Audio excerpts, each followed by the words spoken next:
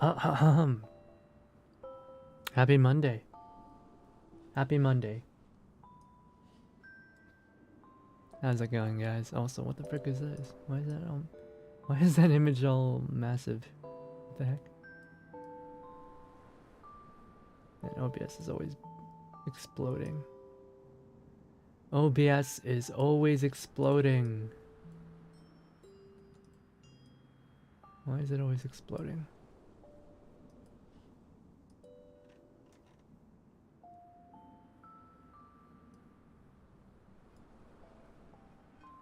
There we go. こんばんは、やつのはけです。Good evening. How is it, everybody? Dank, hello. What's with the emote spam? What are you doing? What do you think you're doing? It's Gotcha Monday. It is indeed Gotcha Monday. Oh, jeez.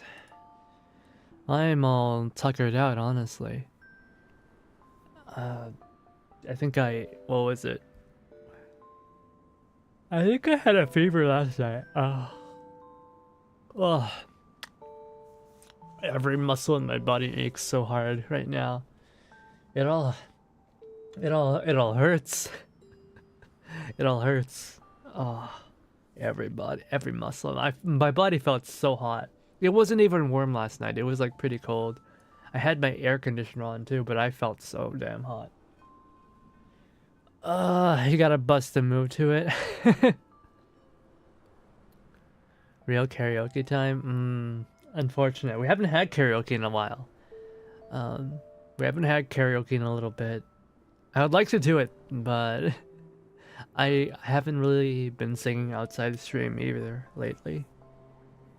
I was hoping to wake up a little bit earlier so I could do some singing and maybe some recording, but lately I've just been waking up at like 4 p.m. or later. I tried to go to bed early last night, and then I ended up having a fever, which is so weird. But anyway, it's Monday. Even though I'm a little bit sore, I've mostly recovered, I think. I've mostly recovered. So, we're back in the world of Reverse 1999. I know that, you know, some of you guys like Girls Frontline. We'll do Girls Frontline later. We'll do it on... What's my schedule? What does my schedule say? We'll do it on Wednesday. Oh man, I have 5 streams this week. Can I handle 5 streams this week? That's a lot. I don't know if I can. We'll try it out. Why not? I was watching Leah. Oh my god, my sister Leah's stream earlier, and she was talking about going to AX, and apparently AX was really good this year, especially if you were into yaoi. Like if you're a fujoshi or fudanshi, apparently it was really good. Everybody was talking about their gay pairings. People were talking about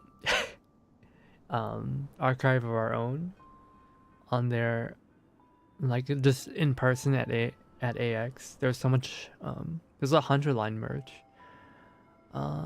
And the vibes were good, just minus the yaoi paddles apparently.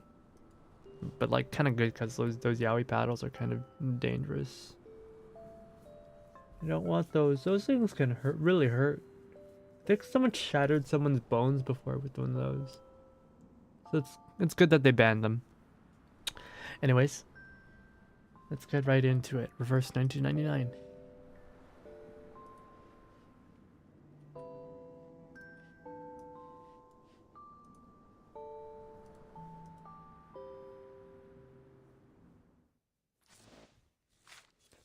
It was the best anime expo in years. People were really excited. Oh, that's good. I wonder if they fixed the... Now, I know they'll never fix the lines, but I hope they at least fix people hey there. Is there something you need? dying of heat outside. Because, you know, it's SoCal, it's probably hot, right? But, like, if they can fix the ventilation issues, you know, open a goddamn window, please. And, you know, people getting trapped inside or trapped outside, that'd be great, you know?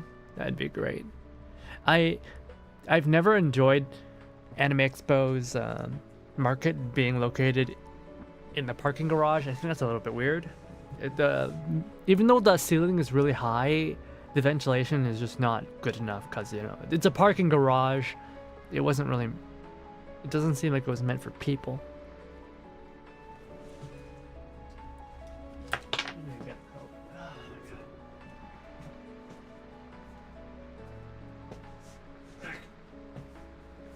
As soon as I hit live, as soon as I hit go live, I start feeling, ooh, kinda yucky, kinda icky. Alright. Okay, wait. Let's play.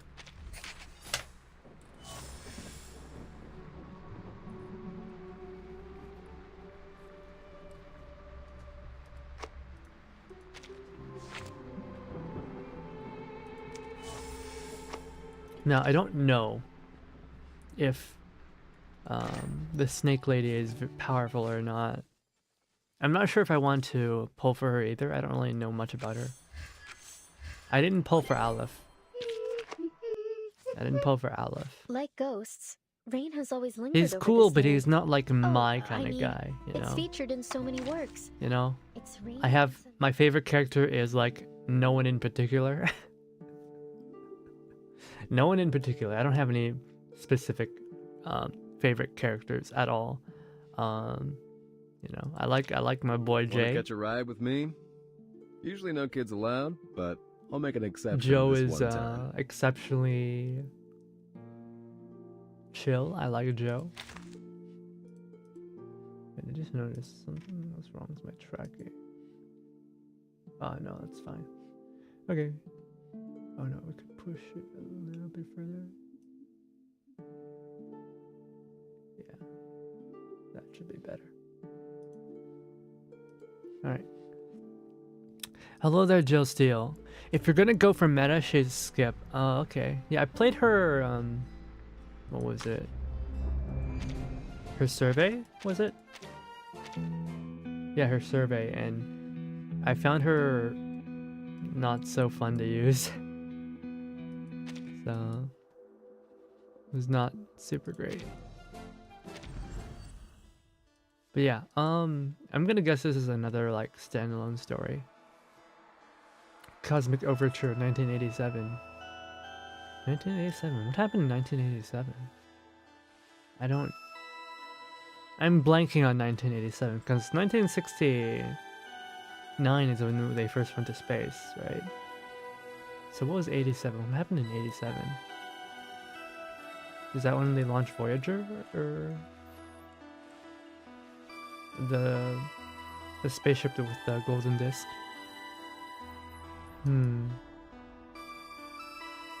This is a night made up of hunger, tipsiness. Yeah, I was hoping to get poem describing the vampire lady, but Semmelweis, but her banner kind of ended already. I shouldn't have hesitated. Oh well, I'm sure she'll pop up again someday. Name Day seems kind of cute though. I like Name Day. Alright. Gifted. I'll never forget La Cuerda Blanca magazine. She is so Even though I overpowered, never man. received the issue with my short story in it. Alright, let's do some reading.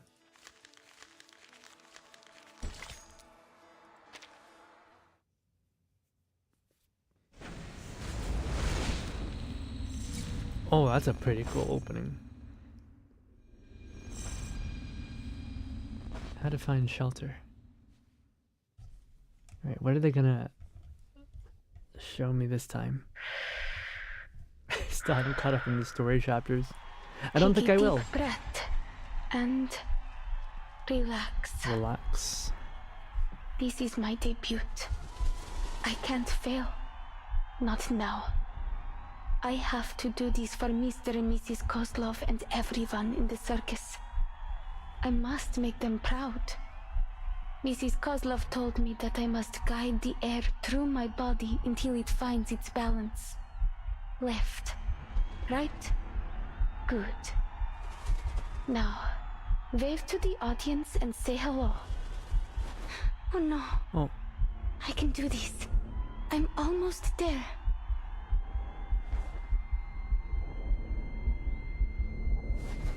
Is it even there? The wire? Oh. Я могу справиться с этим.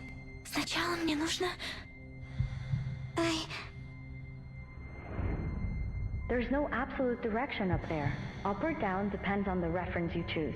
I think she has the right to know what the storm really is. We will still need to cross the year 1999. Alia, come home.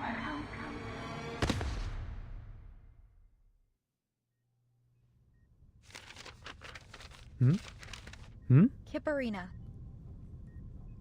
Vitals are stable. Biometrics returning to normal. The Laplace researcher still hasn't shaken off the weariness of her journey. The medic examines her closely, weighing her emotions as she explains the current situation. I'd heard you'd already left. Never thought you'd be back so quickly. What is this contraption she is wearing? What is with this neck brace? Looks pretty cool though as far as the NPC designs are. It's obvious you care about them.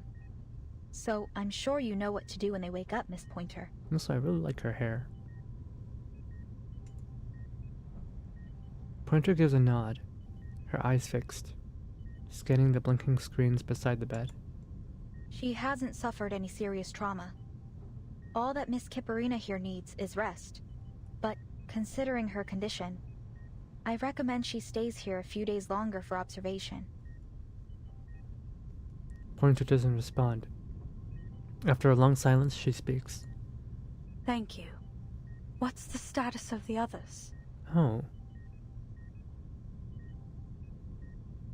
That's a real... reminds me of Frankenstein from FGO. Miss Hisabeth is fine. She was awake earlier. For a few minutes anyway. She signed a donor card. Managed to get all her other siblings to sign it too. Not sure what we'd even do with them. That gentleman and that little salamander guy did the same thing when they woke up. Anyway, it's no cause for concern. I've seen my share of lunatics just like them. The real problem is determining treatment. There are so many details to pay attention to when dealing with these special patients. The dosage, their drug resistance. And I'm not a vet, you know? I had to seek out some professional consultation. They signed donor cards? Did they think that they were gonna die or something? No offense, but I'm glad you weren't part of this attempt. Otherwise, I might have had to face all of this by myself. Were they trying to kill themselves? Pointer faces away from the bed and looks the staff member straight in the eye. I may not have approved of their taking on this project, but I'm still on the team. If only the Foundation could devise regulations sufficient to control our staff's recklessness with their own lives. Lady, that's not how regulations work. That's not how regulations work! Regulations only work if people want to follow them, and these people clearly do not want to follow them. Maybe they should consider controlling access to Pacrasma candy. Even if you write rules, it doesn't make people want to follow them. Ugh, forget that. Even I can't help exceeding the recommended dosage sometimes. I'll be reporting to the headquarters of the rehab center next month. I'll let you know their average dosage by then. Anyway, I need to write up a visitor schedule. We have to make sure our patients get enough rest. Second visitor proves just how necessary a proper schedule can be. How's she doing? I just left the other ward and thought I might drop by. The new voice is polite and warm, but still startles them. Hello, Miss Winsong. Her vitals have stabilized. We're monitoring her recovery, but the initial results are positive. We can't say precisely when she'll wake up, but it shouldn't take more than a week. Good to hear. But I'll be she's by in to a visit coma them from then. time to time, following the schedule, of course. Let me know if it's too much trouble. Oh, You're damn, welcome she's to pretty. drop by here anytime. The isolation room is soundproof, but do keep it down when you visit the other wards. Of course. I'm just worried about them, you know. Besides, Vila and August have drowned me in letters asking about the project. I really like her drip. Holy crap. Oh, damn, yeah. Very stylish. She's got, I think that's like the best coat in this game. Oh, it looks so warm. More importantly, there's a bond between a teacher and her student. Is that a caliper? I understand. I'll check in on the others. If you need any help, press that button to call me. By the way, Miss Pointer, Godspeed to you and your team. A bunch of lunatics working together to reach space. Pretty damn cool, I'd say. They're gonna go to space. It's an unexpected and unorthodox compliment. Surprise is written all over Pointer's face. Ditto. Are you being serious? Do you think it's possible we could succeed? Listen to yourself. Weren't you quitting the team? After a short silence, they decide not to answer either question. Winsong takes the first step, and Pointer follows her into the hallway, pulling the door shut behind them.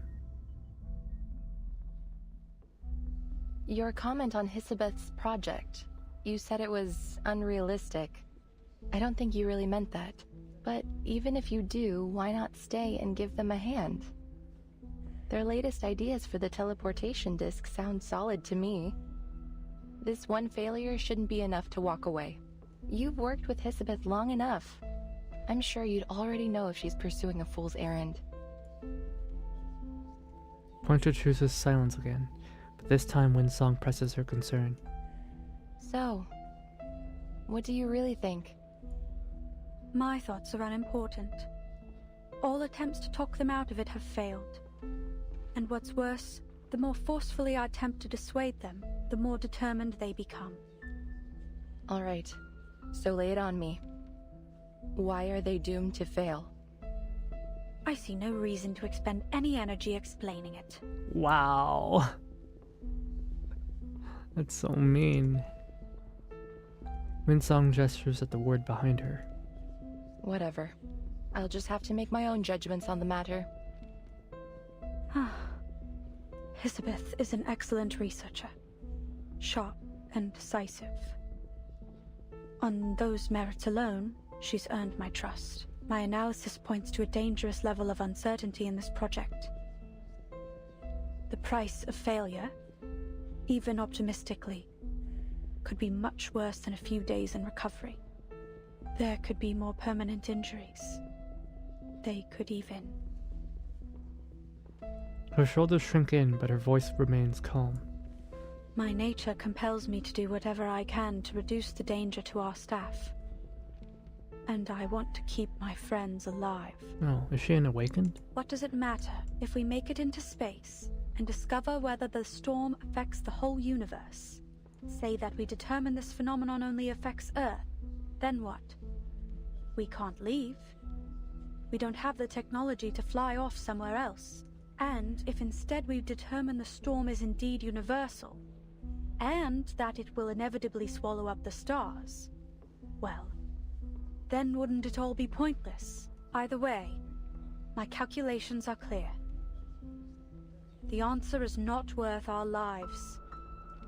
That's how you feel. I get it. So why not tell them? I've been attempting to find the right time to say it. Oh. She can't just say it. The ley line scholar shrugs. She has the answer she came for. Maybe so. Speaking of things to say, I've got some news, and I thought it was better you hear it from me. Laplace has decided to evacuate the spaceport. All staff on site are to be relocated before the end of the month. Evacuate? Where to? There is critical equipment here that can't be moved in that time frame. Besides, this spaceport was part of our active partnership with the local government. She lifts her head, and Winsong doesn't shy away from her gaze. Ah, we're moving to our real branch in Plessetsk, aren't we? The one on the edge of the Arctic Circle that's proven immune to the storm. This is our storm emergency plan. You've got it. All Laplace employees are to spend a week in the care center after reporting to Plesetsk. The local staff will be put on paid vacation, as is usual. They both know exactly when this paid vacation will come to an end. Hisabeth was also waiting for the right time. And I guess this is it. Sign this for her, will you? Don't worry, it's not a donor card. Petition. You're asking me to sign this so that my teammates can stay here and die in the storm. Damn. I'm not asking. I'm only delivering it to you. But they know what they're doing here. That's why I want to help. I need some time. My analysis won't be objective right now. What are you... If she's an awakened, what is she awakened from? Anytime someone says that they're objective, I am just like, press X to doubt. Nobody's ever objective. Sure. Just don't keep your teammates waiting. Our time is short. She places the paper neatly into her pocket, then returns to the glass to watch over the sleeping girl in the hospital bed. A few months ago, none of them would have imagined it would have come to this.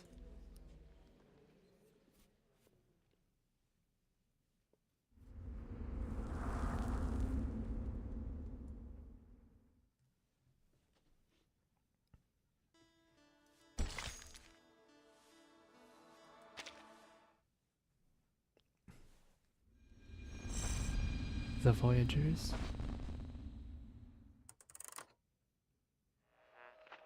Not long ago, Voyager 2 successfully reached Uranus, marking the first ever exploration of this planet in human history.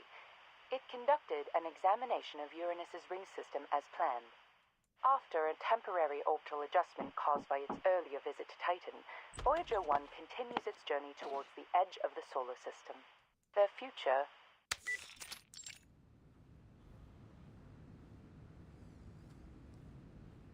The staticky but steady voice of the news cuts out. We already know where they're going and what they're gonna do. Why are you wasting time on all news? Oh, this is Isabeth. This is a very interesting design. I can't say I've ever seen something like this before. Very retro. I guess polymers and plastics in her dress. You can see there's like scales. Like she just recently, like, you know how snakes, like, they'll shed skin, right? It's like she recently shed her skin and there's still some of it sticking to the dress. Yeah. I wonder why she's a snake. Or like why she has like a snake motif going on. If she's a researcher. As I recall, we've even got a photo from Voyager 1 taken in 1990. It's stored somewhere in the Laplace archives. That's correct. They even have the development reports from Seaton, and the work done on media burst communication tech. But none of the archives mention the whereabouts of the golden records, do they? So there's a chance we'll hear some new clue this time around, like... According to the sudden decrease in Voyager 1's mass, it's been speculated that the golden records were intercepted by an unknown entity. Huh? Intercepted? You make it sound like it was stolen by aliens or space pirates. Space pirates? A space pirate? I doubt they would have any interest in some ordinary records. Now why don't you get to the point? What's so urgent that you had to switch off the radio? Oh, I'm making a video. I didn't want the sound drowning out the recording. Should be quiet enough now. Oh, she's got fangs too. Plesetsk, 1986. Hisabeth, Laplace researcher.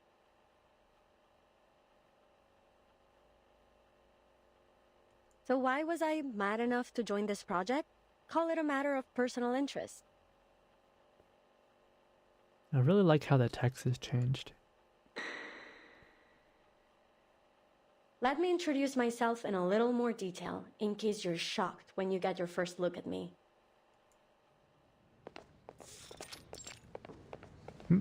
Flashback? Are we there yet? Rats. This is no way to travel. Let me just slither, please. Oh, the voice changer. We don't have a choice. We're stuck with this most unfortunate mode of transportation. Snake 5. What snakes is there? Introducing 2 of the 9 siblings of the Dubois family, always loudly at odds and proud of it. Thanks to the cold weather, the others still brewmating, so they haven't yet tested my patience. Footsteps grow nearer, prompting them to look around for their source. Welcome. Let me walk you to your office. Damn. You could not pay me to wear that. Oh gosh. What is that helmet? Your ID card, please. It's like freaking Ultraman. Oh, my apologies. My patience just run out.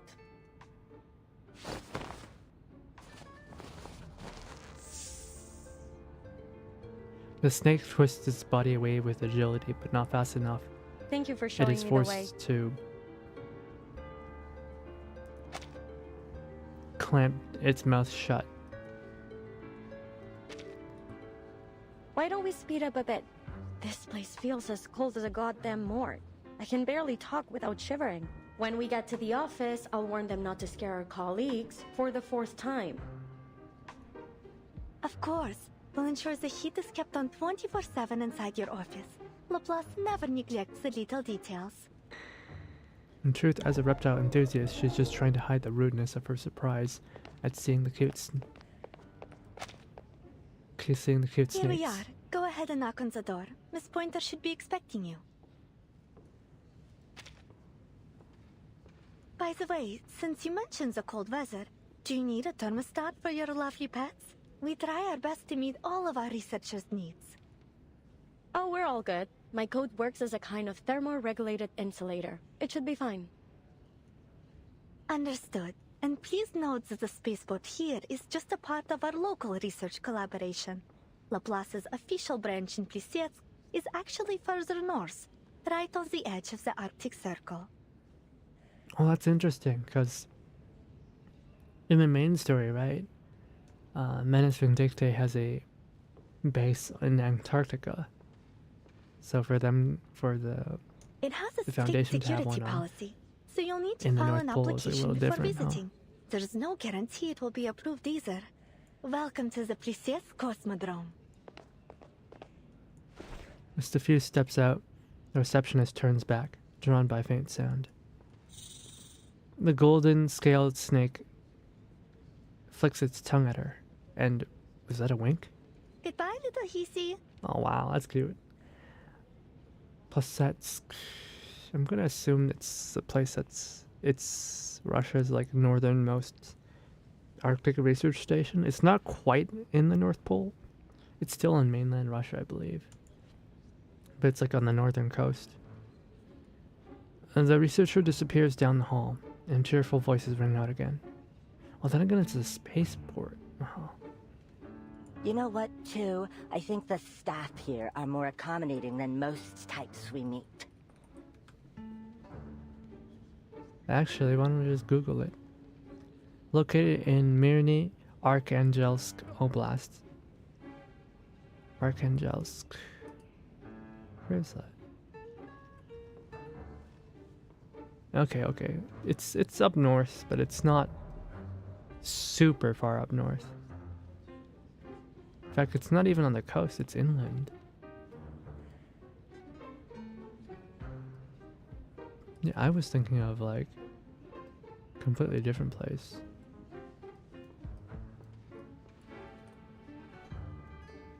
You know what? Too, I think the staff here are more accommodating than most types we meet. Or are you just being more of a jerk than usual? Now stay out of trouble and don't call me by my number again. Wait, she's got a number too? Wait, is she just an actual snake?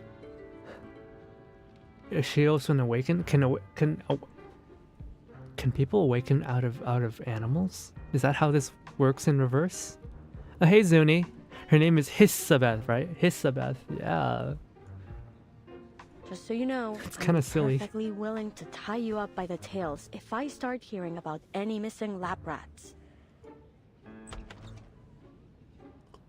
The door swings open, preventing the escalation of the family feud. Yeah, no, it's...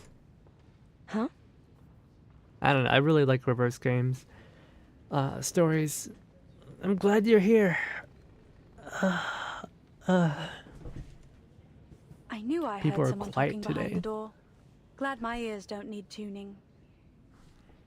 Please, come in. Are you the new researcher on this project? You've got it. So, I take it you're one of my new colleagues? Whoa. The new colleague's attitude seems cold to the touch. But once she steps inside and takes the whole setup, she realizes that details like that won't matter too much. 2 devices, 2 chairs, and 2 standard issue desks. Is it just the 2 of us? I expected you to be more rigorous as a fellow Laplace researcher. According to official records, we have a 3rd researcher on the team. An attaché from the local government. In theory, anyway. No one has ever seen or heard of them. It's just a name on the notice board. When she said local government, the hard T was just like, harsh in my ears. However, if you insist on ignoring our esteemed co-worker, who I mention out of deep respect for our local partners, then correct. It's just the 2 of us. I don't like her accent. It's so harsh. So, what do you think of our setup? It's not so bad. At least we're in full control of our budget. Although I recommend setting those budget expectations low. It's not soft and gentle at all. It's hard. Cool. Everything's more or less as I expected. An undervalued project in extraordinary times. What kind of bizarre mind hatched up the idea of teleporting supplies directly into space? Teleporting supplies into space. They have teleportation technology? They can do that? Do you believe our goals are unrealistic? Not at all. Only eclectic, let's say. And I've always been a fan of eclectic theories. They're often a stepping stone to true discovery. I'm certain that the combination of arcanum and science will one day make up the core of our civilization. We're not there yet, but... It's only a matter of time. Perhaps this project will be the next leap forward. So far, the teleport disk we've developed is functional but unstable. It's a one-way ticket capable of travel only within a short distance. But if we can improve its range and stability, I calculate its value to society to be potentially earth-shaking. Looks like we'll make for quite a team. She picks up the stack of files from the desk, clearing a small spot to lean against. But before that, we'll have to make sure our project isn't shut down before it can begin. Which means we need to cook up something worthwhile to put in our report. To that end, I know you're an expert in aerospace materials. Are there any specific specimens you need? I'll do what I can to source them for you. Oh, but be quick. Our resource applications must be submitted today. Wait, in one day? She just arrived. The evaluation process and all other little details mean it will take some time to arrive. Let me see. No, I don't have any particular needs for now. How do you feel about fish? Even Pointer's keen analytical mind struggles to keep up with the rapid topic change. She pauses a full 3 seconds. They're fine. As are those pets you've got dangling in your hair. Cool. Looks like I've come to exactly the right place. No nosy layabouts around to moan about my hobbies.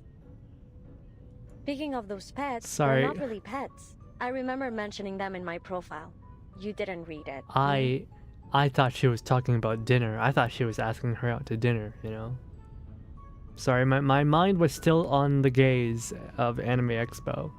I guess she just wants an aquarium. Whatever, so long as they can hold their own. Then you threw the file into the trash, am I right? It wasn't quite so dramatic, but yes. I briefly scanned it for your field of expertise and experience. Nothing else mattered to me. What a bitch! Holy! Still, you should get to know your new colleagues. I'm a Melusine. We have snakes for hair. So they're not pets, they're my siblings. Like, oh my goodness. The only thing that you're worth is what you bring to the table. Everything else is irrelevant. Like, actually go fuck yourself. Okay, so she's a snake woman. Melusine. Technically, you've got yourself a grand total of 9 new co-workers. Surprise! Is she French? That sounded French for a moment. That is certainly new information. It's unfortunate that Laplace doesn't pay out their sharpodontes by head. Maybe I can convince them to go in for every 2 heads? I wouldn't predict your chances to be high, but a larger food allowance seems appropriate, given your additional mouths to feed. Mind requesting me a corner office? I need a lot of space for my fish tank. Pets and plants help me cool off. Whatever you want. Let's just finish the report as soon as possible. Then, we can apply for additional office space. 1 room for each of us. Deal? Deal. Agreement reached. Pointer lifts her right hand. A snake stretches forward to gently tap her palm with its head. Nice working with you. Ooh.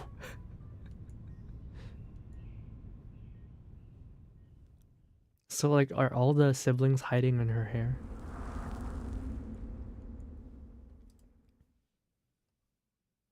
And how does it work that she's snake number 2? Isn't she, like, the main body? Public radio usage log. Next to this empty radio dock is a log that's been diligently updated.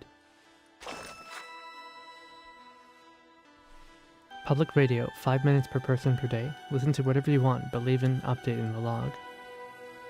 12:05, restore the frequency to normal and listen to Swan Lake. Tune to a foreign station. Adjusted the frequency to avoid interference. 10:39, still no reply from the cosmic friend. Answer me. Restore the frequency to normal. Listen to Swan Lake. Adjust the frequency to avoid interference. Temp 42. Observed an unusual aurora. Must be the cosmic friend. She's responding. Restore the frequency to normal. Listen to Swan Lake. Wishful thinking aside, remember to reset the settings. Tune to a foreign station. Is this connecting to a satellite?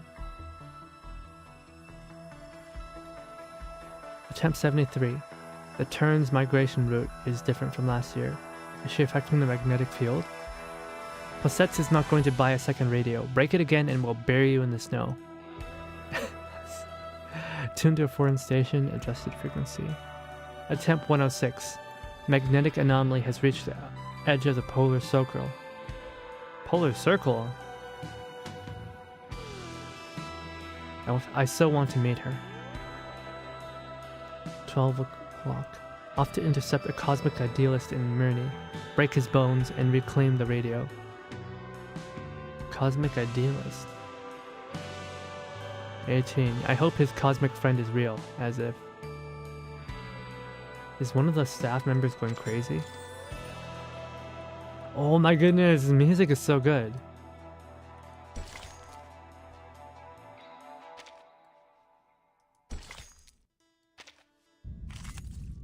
Oh wait. Like ghosts, rain has always lingered over Quiet. this land. Oh.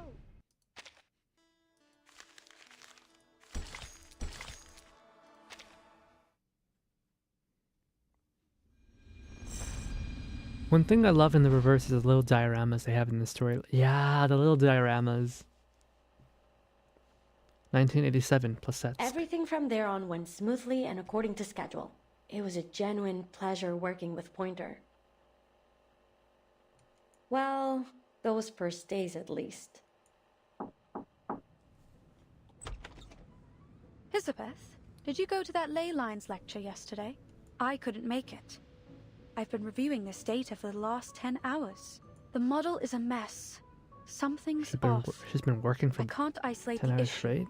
It could be No the system breaks? compiler, or the incantation. Or maybe we missed...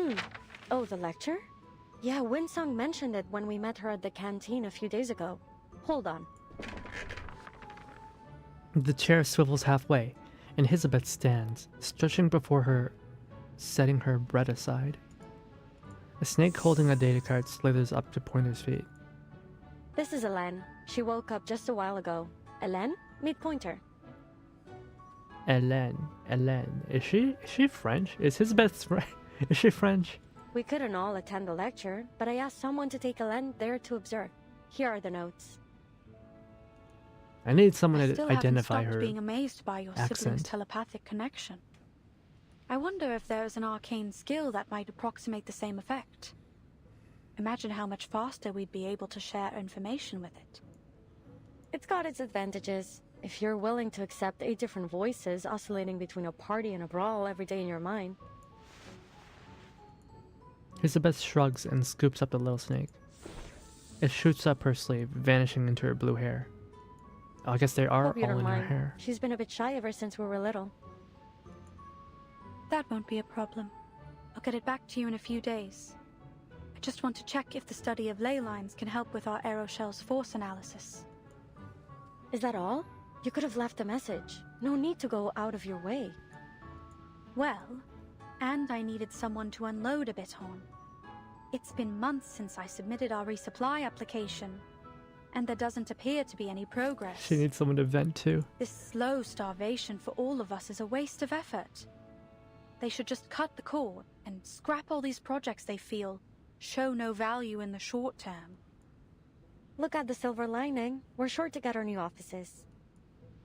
Office space, the one thing we have in abundance here. She waves her arms in irritation before slipping back into her usual tone. Anyway, how are things on your side? Her usual free for the tone? moment. She's been monotone this whole time. I'm progressing just fine. Take a look. Oh hey, that's cute. She steps closer to the desk. Elizabeth Excellent. shifts Feel free something. to let me know if you require any help. You know, for all the time we've worked together, there are still many questions left unanswered between us. I'm curious. Why did you choose this project? The tenor of their conversation has changed since their first meeting. This isn't a test. It's genuine concern. Time has built enough trust between them to ask. There are many other teams pursuing the combination of arcanum and science. I think one of them is presently working on cleaning incantations and plant-related rituals. Why choose Plesetsk? Is it that you feel your expertise in material science will be of most benefit here? Or do you have a particular interest in the aerospace industry? Don't mistake my intentions. I'm happy you chose to join our little team.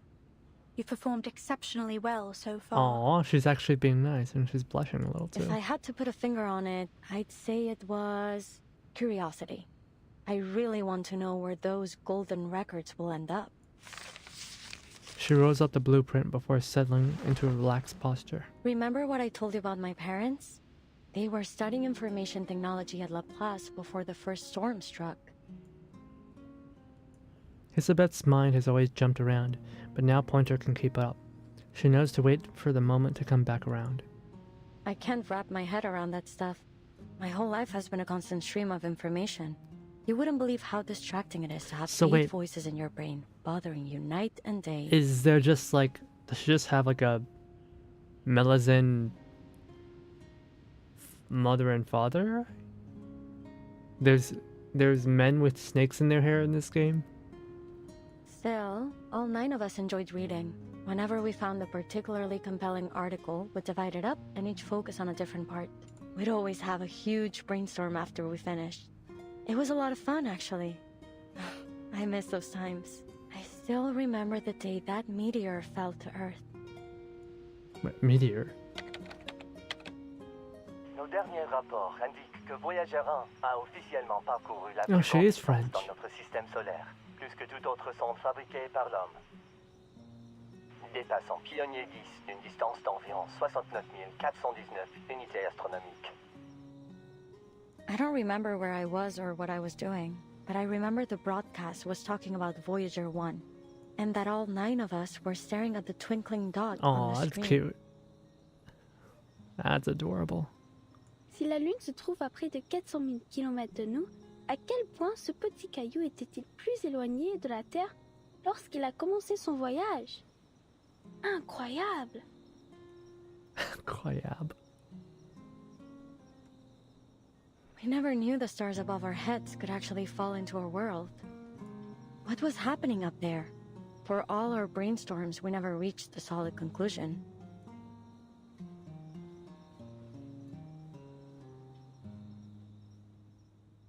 Where will Voyager 1 go? Who, if anyone, will find its golden records? When will the stars stop shining? Are there researchers out there just like us living on another planet, looking for the same answers? One little meteor brought us so many questions, and we could never leave a stone unturned. I see. That's why you joined this project, despite its lack of immediate contributions to society. Nonsense! Our work is critical to the future of aerospace engineering. We've got plenty of contributions to offer. This time, she's the one holding up a hand, waiting for a high five. I'm getting PTSD. I'm getting high five PTSD from Off Guy. Was that an attempt to cheer me up? There's no need. I'm not easily discouraged. Oh my god. Jack was so bad at high fives.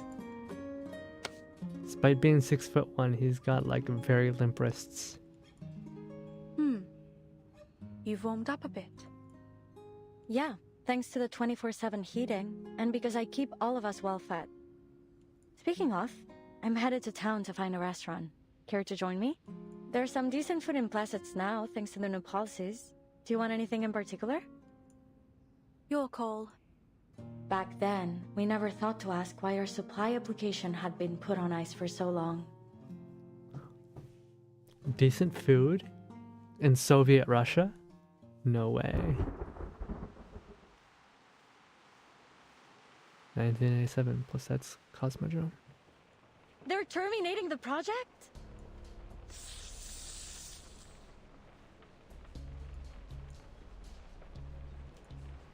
I understand, ma'am, but you should know that our top priority after each storm is to restore the Foundation and the LSCC to full function as soon as possible. With our current shortages of resources and manpower, that means cutting all non-essential projects. Non-essential? Then what is it that counts as essential? Who decided on our priority? Before the snakes can hiss again in protest, Pointer reaches out and grabs Isabeth. Calm down, Hisabeth. I understand that Mr. Ludwig did his best to keep as many projects running in Plessets as he could. We couldn't have stayed here this long if it weren't for him, but he's only a branch leader. He doesn't get to make the top-level decisions. They act as if all of their essential and valuable consumer technology just popped up out of nowhere. To think that aerospace engineering has less to contribute than their other projects? Mad! They wouldn't even have vegetable packets in their instant noodles without us. True. True, dehydrated food. I'm surprised they can get instant noodles in Soviet Russia. Then again, I'm she's sorry, not but our Soviet. decision is final. Please allow me to finish. As you can imagine, I have several other meetings lined up after this. Yeah, he's got to tell a lot of other people that their projects are canned. Sure. Please continue. Madame Lucy has expressed that she is not in favor of this decision. To that end, she asked me to deliver a lifeline for your work here. As you know, our knowledge about the storm remains extremely limited. Madame Lucy believes we could better manage our circumstances if we could observe it in greater detail, particularly its extent. She's seeking volunteers from Plesetsk for a project. one that aims to send a monitor into space in order to collect data as the storm arrives. Hmm? Two completely different reactions. What about the other projects? Where will the researchers be assigned if their projects have all been terminated? Pointer shoots her another look, trying to signal her, but Elizabeth either doesn't notice or doesn't care. Most will be reassigned to other teams. I'm afraid there isn't much manpower to spare on our work here. That's the deal. If you want to stay on this project, then this mission must become your full focus. On the bright side, you'll have full access to all the resources left in Plesetsk. Whatever's left, huh? He makes a quick glance down the hallway to check no one else is around, then steps closer and lowers his voice. I believe you two to be the most talented researchers in Plesetsk, and I know you want to achieve something with your work here. He says in whispers, careful not to piss other people off. Still, I think I should caution you against accepting this task. Sure, if you pull this off, you'd become a legend throughout our organization. But there's only so much value in fame and admiration. If only if he had actual eyes. Instead he just looks so creepy. And what would happen if we were to fail? I'm afraid your best hope would be instant death. And it may be much worse than that. No one knows for certain what the storm can do after all. I'm not sure this is worth your lives.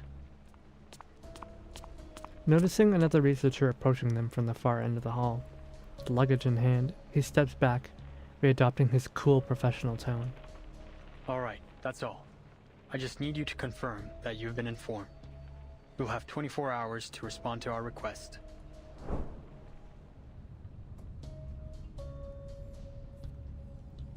After receiving the official documents, Pointer and Elizabeth return to their office. They say nothing for a long time. The weight of their decision before them deserves their silent consideration. Finishing her deliberations, Pointer clears the air.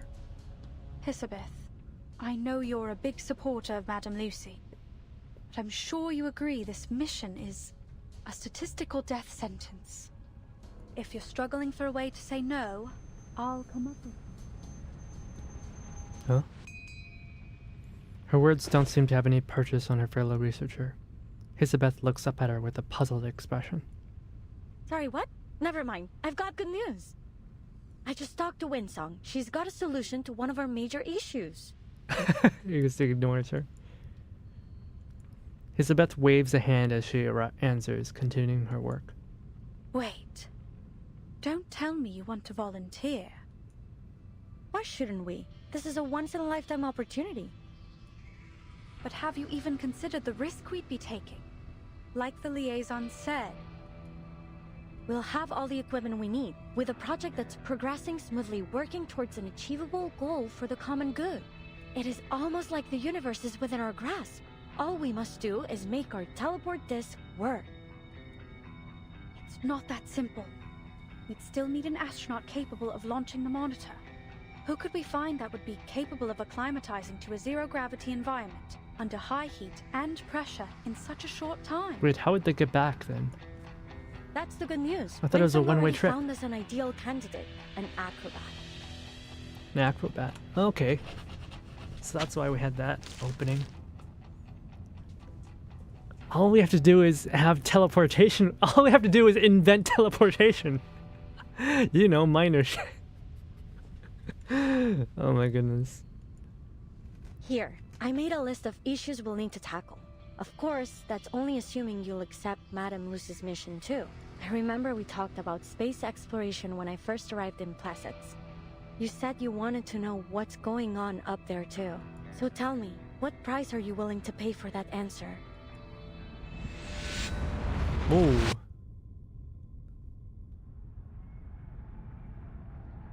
Breathe. Let the air find its balance within. Remember what Mr. Kozlov said. You must never be afraid of falling. I just have to imagine myself floating in space. That's right. I will not fall from the fire again. She's gonna fall from the wire again. Spoiler alert.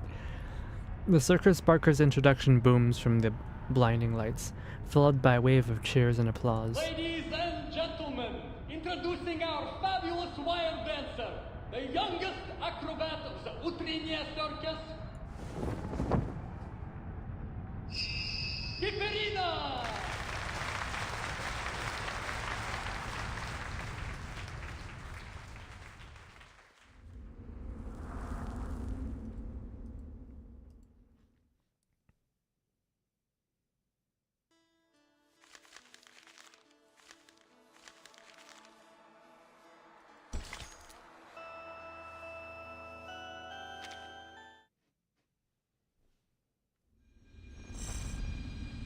Beautiful new things.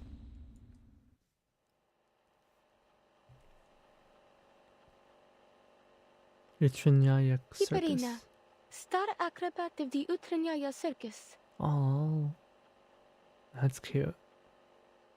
What's she holding? Why did I join this project? Well, I guess I'm trying to help in any way I can, like I always do. The circus is a lot like outer space. It is a performance that exists within an almost weightless world of imagination. Close to reality, but at the same time, unreachable. I've come to love the life that Mr. and Mrs. Kozlov provided for us there.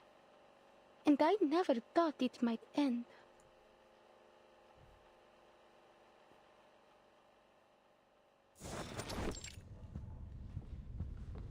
Here I am, Ringmaster. How can I help you? Mr. Kozlov brushes a little ash off his seat, but when he hears Kiperina's voice, he bolts up immediately. Oh, Alia. No need to be so formal outside of work. Anyways, how is it you're feeling today? I don't want you to be overwhelmed. Take time for a little rest. Old Kozlov can manage things from here. I like that he's got eyeballs. Please, it was just a thoughtless accident, and I won't let it happen again, I promise. I've fully recovered. I know you're worried about me, but just ask anyone and you'll know I'm not lying. Even Mrs. Kozlov agreed. See, I can even put on my fireworks show again. Oh, she's got Arcanum. Like a plant drawn in sunlight, absorbing it and storing it, then releasing it again. A beautiful, if useless, arcane skill. No, don't say that. Oh, more beautiful than ever. It seems you've mastered the techniques that Miss Winsong taught you. There's no doubt our Alia has a budding talent for these ley line things. Aw, he's really supportive. Please don't start that again. I already told Miss Winsong that I had no plans to leave the circus. Yeah, I heard, isn't, in this game, aren't like Arcanum users considered like bad luck? Aren't they like discriminated against? I feel like the circus has always been a place for like misfits, right? I know. Such a loyal star you are. Oh, but there's something I should tell you. He clears his throat, trying to smooth over the sudden topic shift. The circus is running out of money, isn't it?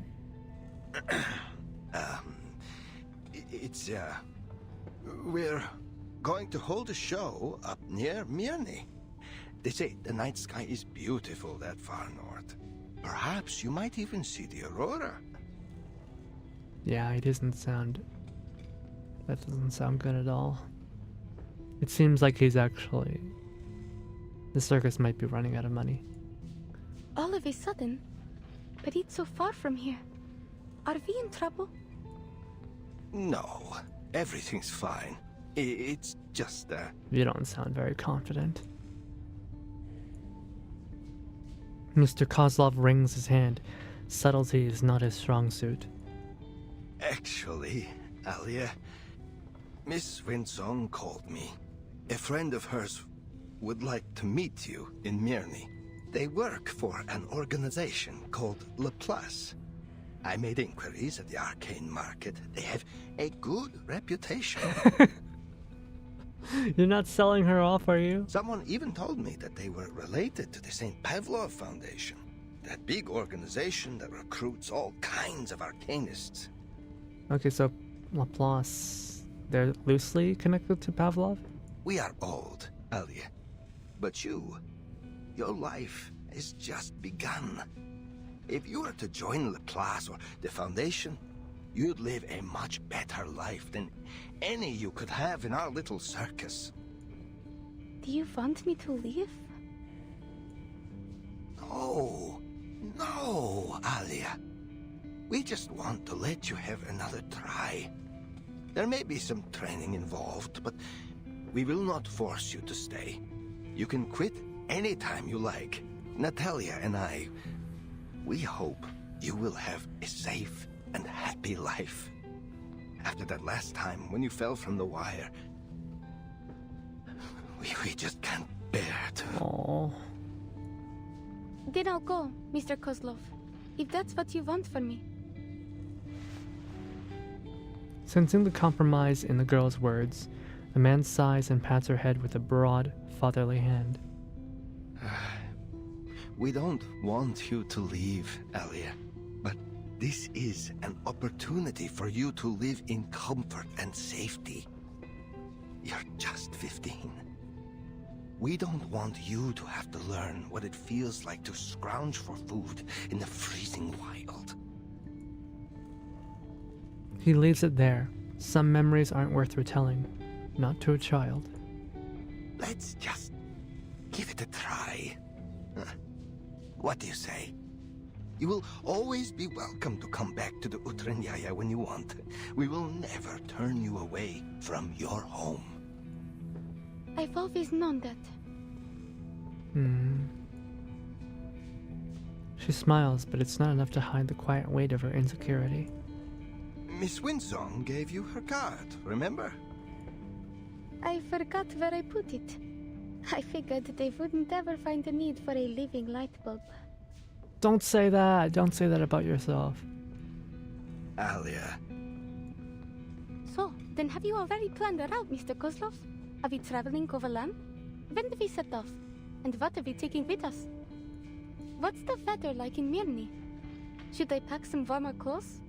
Oh, it's been a while since the last time we restocked the medical kit. I'll check it later. We need to prepare for the animals' transportation. Of course. It's all in hand already. Our Alia, always such a self-starter. I love her voice, me too. I like Mr. Kozlov's voice as well. Muttering, Mr. Kozlov turns away. It sounds more like pride than complaint. Laplace sets a very high standard for its staff. Our Alia could only have been chosen if she were very special. Just see how she pays attention to each little detail. The clever girl waits until Mr. Kozlov has disappeared. She rarely lies, so, on the rare occasion she needs to, no one ever suspects. The card's still with her, tucked in the inside pocket of her coat. She isn't sure yet whether she really wants to chase after a far away, wider world. Winsong, ley line scholar. I still don't get it. What even is the study of ley lines? Is it like arcanist engineering? Or math? I've never seen or heard of anything like it. If I start to study these ley lines, does that mean I'll have to leave Utranyaya forever? That I won't be with Mr. and Mrs. Kozlov in the circus anymore? She's still waiting for an answer from her mind, her heart, somewhere. So for now, she'll have to go back to her room and sleep in it. Купол нашего цирка был украшен миссис Козловой. Она хотела, чтобы он отражал красоту To reflect the beauty of the и stars невесомость космоса. and the weightlessness of outer space. Какой прекрасный вид! Смогу ли я Such a когда-нибудь beautiful увидеть его view. снова, если уйду Will I ever be отсюда? able to see it again if I leave here? You're gonna see the real thing. Мне стоит встретиться с этими людьми из Лапласа. Если я это сделаю, как хочет моя семья, тогда мы все сможем жить лучше. I Верно? suppose I must meet these Laplace people, if that is what my family wants me to do. This way, we'll be able to live a better life, right? She lets her eyes close, picturing tiny specks of light emerging from the velvet darkness behind her lids. Звезда, две звезды, большая медведица. Это большая There's the major, медведица и the great малая. bear and the little bear. Мирный. Не думаю, что мы I don't think когда-либо we've были ever там been there раньше. before. Кажется, But I feel like I что я already уже know what знаю, the как stars look like выглядят from there. звезды оттуда. How strange. Странно. Интересно, если звезды I wonder if the stars ever когда-нибудь wander away исчезнут from the с sky. неба, исчезнут ли Will они they all все в disappear один one день? day? А на что похожи их мечты? What are their dreams like? She drifts off to sleep. Soon, she finds herself walking through Mirny, holding a sparkling star in her hand. Mirny is a place in the far north, where you can see the aurora. She hopes it's as beautiful as it is in her dream.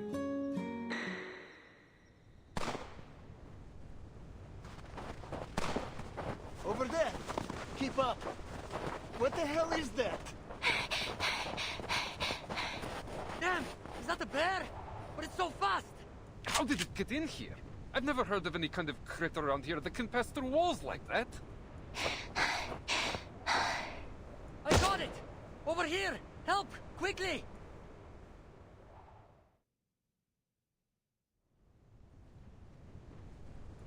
The sound of her pursuers fades into the distance. She must escape the darkness around her and move toward the light. Where there's light, there's life and other voices. Вольт-2 успешно отремонтировал свою платформу для получения снимков и продолжит исследование урана в соответствии According с to its первым original официально schedule, запланированным планом. exploration of Uranus. Водер-1 продолжает свое путешествие к краю Солнечной системы и за ее пределы. Согласно нашим прогнозам, он пройдет мимо Проксима Центавра примерно через 7 Proxima Centauri.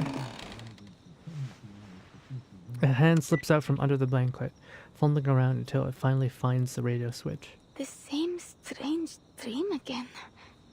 It's gotten more and more detailed since we arrived in Mirny. I need something to distract myself.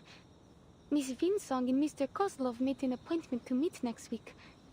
Until then, I should continue to prepare for our show. Utranyaya is making its debut in Mirny tonight. It's a new beginning.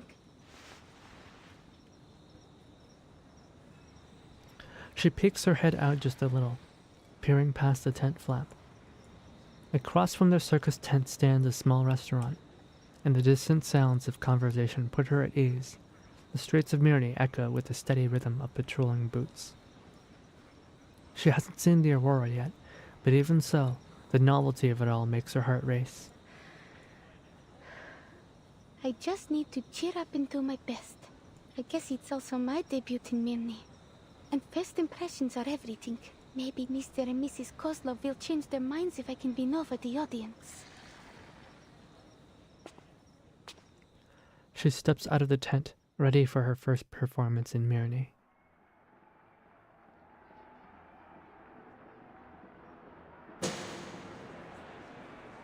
Ladies and gentlemen, introducing our fabulous wild dancer, the youngest acrobat of the Utrenia Circus, Kiperina!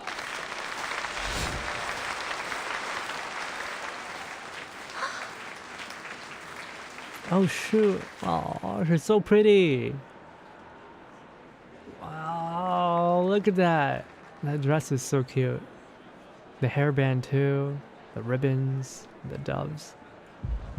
Right here, heading toward the light, she sees many creatures making noise. The sounds seem to rise above her head. To see more clearly, she pushes through the crowd and looks up. Cheers and shouts, applause and heartbeats. They circle the figure above like planetary rings. Points of light burst around the figure's silhouette. A few of them feel familiar. These particles were born from the nebula of her home. She looks around, smiling in the middle of the noise. Earth is such a lively and beautiful place. Is this person an alien?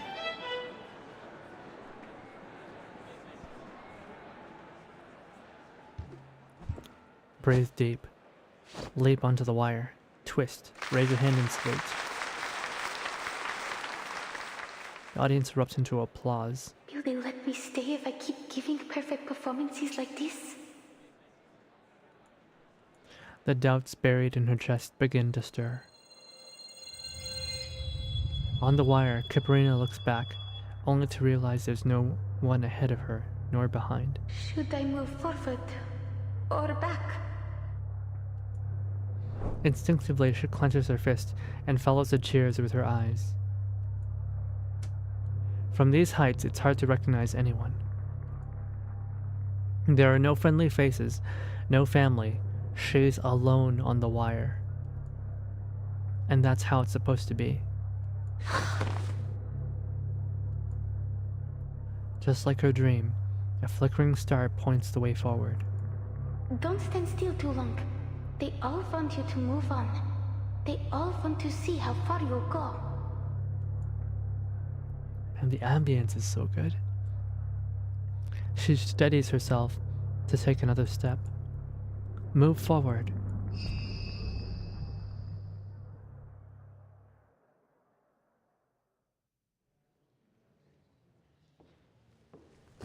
The show is over. The audience is gone. Mr. Kozlov packs away the stage props, his voice booming with pride. Natalia and I were a little worried for you back there, but it seems our worrying was for nothing. The show was even better than we hoped. You did such a good job, Alia. The audience was thrilled. I knew we came to the right place. I'll ask Natalia to prepare us a proper banquet tonight. Something to reward our darling Alia and celebrate your new job at Laplace. We still don't know about that yet, but I'll try my best. Oh. Maybe she thinks that, like, they want to get rid of her because she's not performing well enough. But, like, they really just seem to be worried about her. They want her to, like, have a future, like any proper parent should. I know you can do anything once you make up your mind to do it. And now, I must go discuss tonight's food with Natalia. He's so funny. He walks off, still rambling with the props in hand. Kiparina looks around. The massive tent now holds just two small figures. One is her, and the other is the girl from before. The girl seems lost in the performance. She stares up at the stage, her eyes just as bright as the star that guided her to the other side of the rope. Perhaps she's taking a break, or waiting for someone. She knows that Uchanaya never turns away the lingering audience members, but talking to new people has never been her strength. Still, the show reminded her, sometimes it's worth taking that step forward, even if you don't know what comes next. She doesn't hesitate this time. Hello?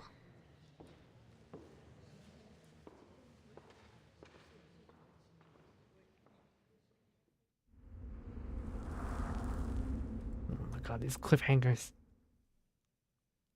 Okay, it's starting to hook me in. The story is starting to hook me in.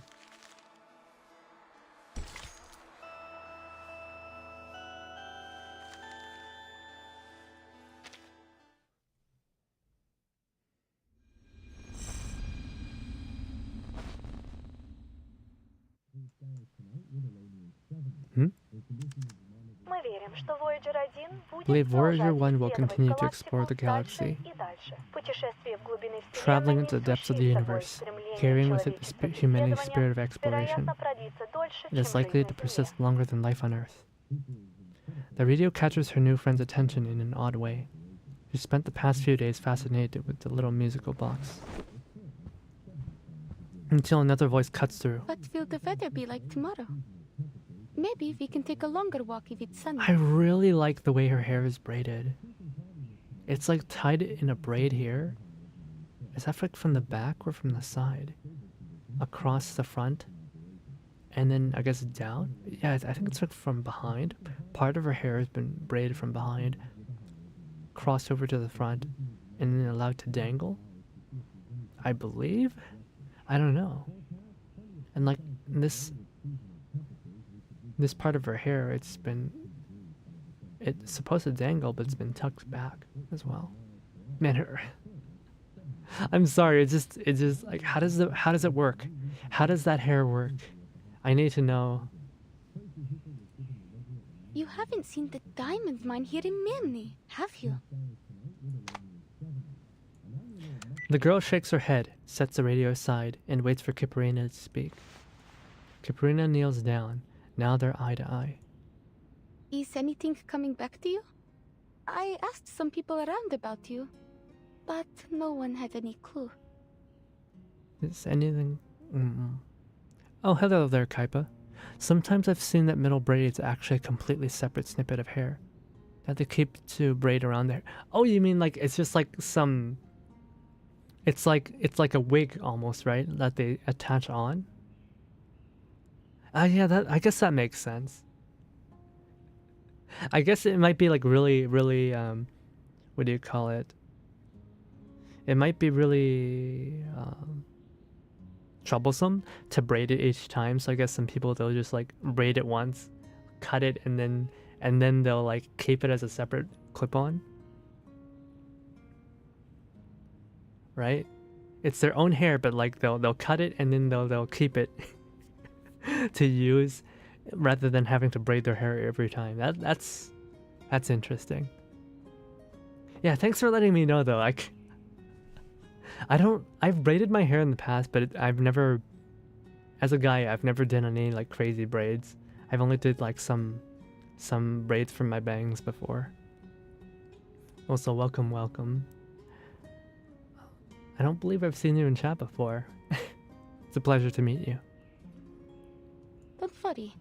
Most of us in the circus were adopted by Mr. Kozlov, so he won't mind if you stay with us. He always gives a hand to those in need. I did braids as a guy, but they look atrocious. Fair enough. I'm pretty sure a lot of my early braids looked really bad too.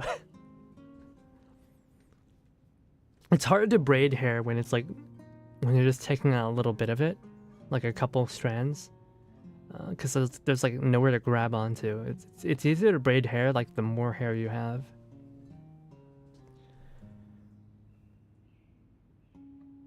And I'm going to meet an extraordinary lady tomorrow. She knows a lot. Maybe she will know who you are. Oh, a voice. Kabrina is used to this kind of blank stare. She's seen it on the faces of children that were lost while they were at the circus. How Mrs. Kozlov had comforted them and kept them entertained until the smiles returned to their faces. She stands up, steps back, and reaches her hand toward the girl. Hey, look at this. Oh, it's the song. Freedom! I finally made it to a live hockey stream. Been busy this week. Hi, Hockey. How's you? I think I had a fever last night. I went to sleep early. I usually sleep around like, I don't know, 2 a.m. But lately I've been sleeping at like 5 a.m. and it's been really bad. 5 or like 7 a.m. even. But yesterday I slept before midnight. And I thought, oh, okay, I'm going to be healthy today. I'm going to sleep before midnight. And then I wake up choking with like a fever. And like my mind is racing, like thinking about all sorts of things. And and then I end up waking up at like 4 p.m. I was like basically fighting in bed the whole time. Fighting the fever. But now I'm starting to... I mean, everything's sore, but I feel a little bit better. I'm no longer getting my... I'm not thinking about things so much. I'm the type to overthink about a lot of things. Like, what is it? I've been thinking lately that... Like, I'm a little bit of a sensitive person. But... So I care a lot about how others see me. But also, like, I'm bad at being considerate of others because I've just been in survival mode for so long. So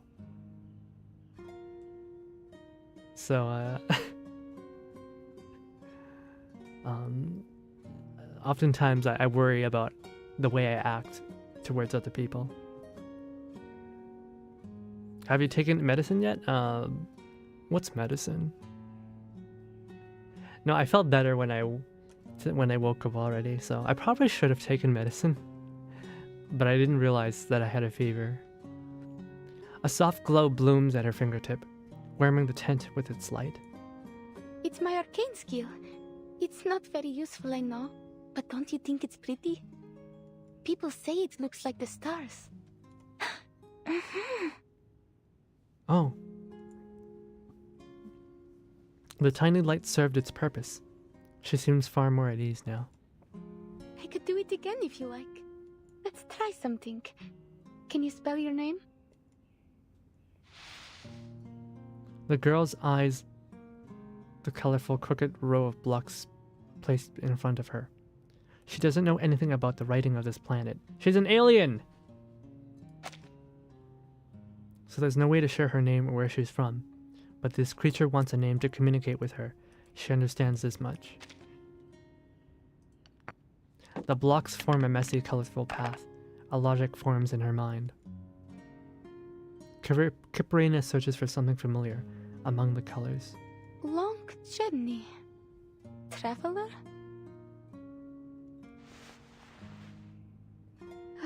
Sounds like you just picked these words up from the radio.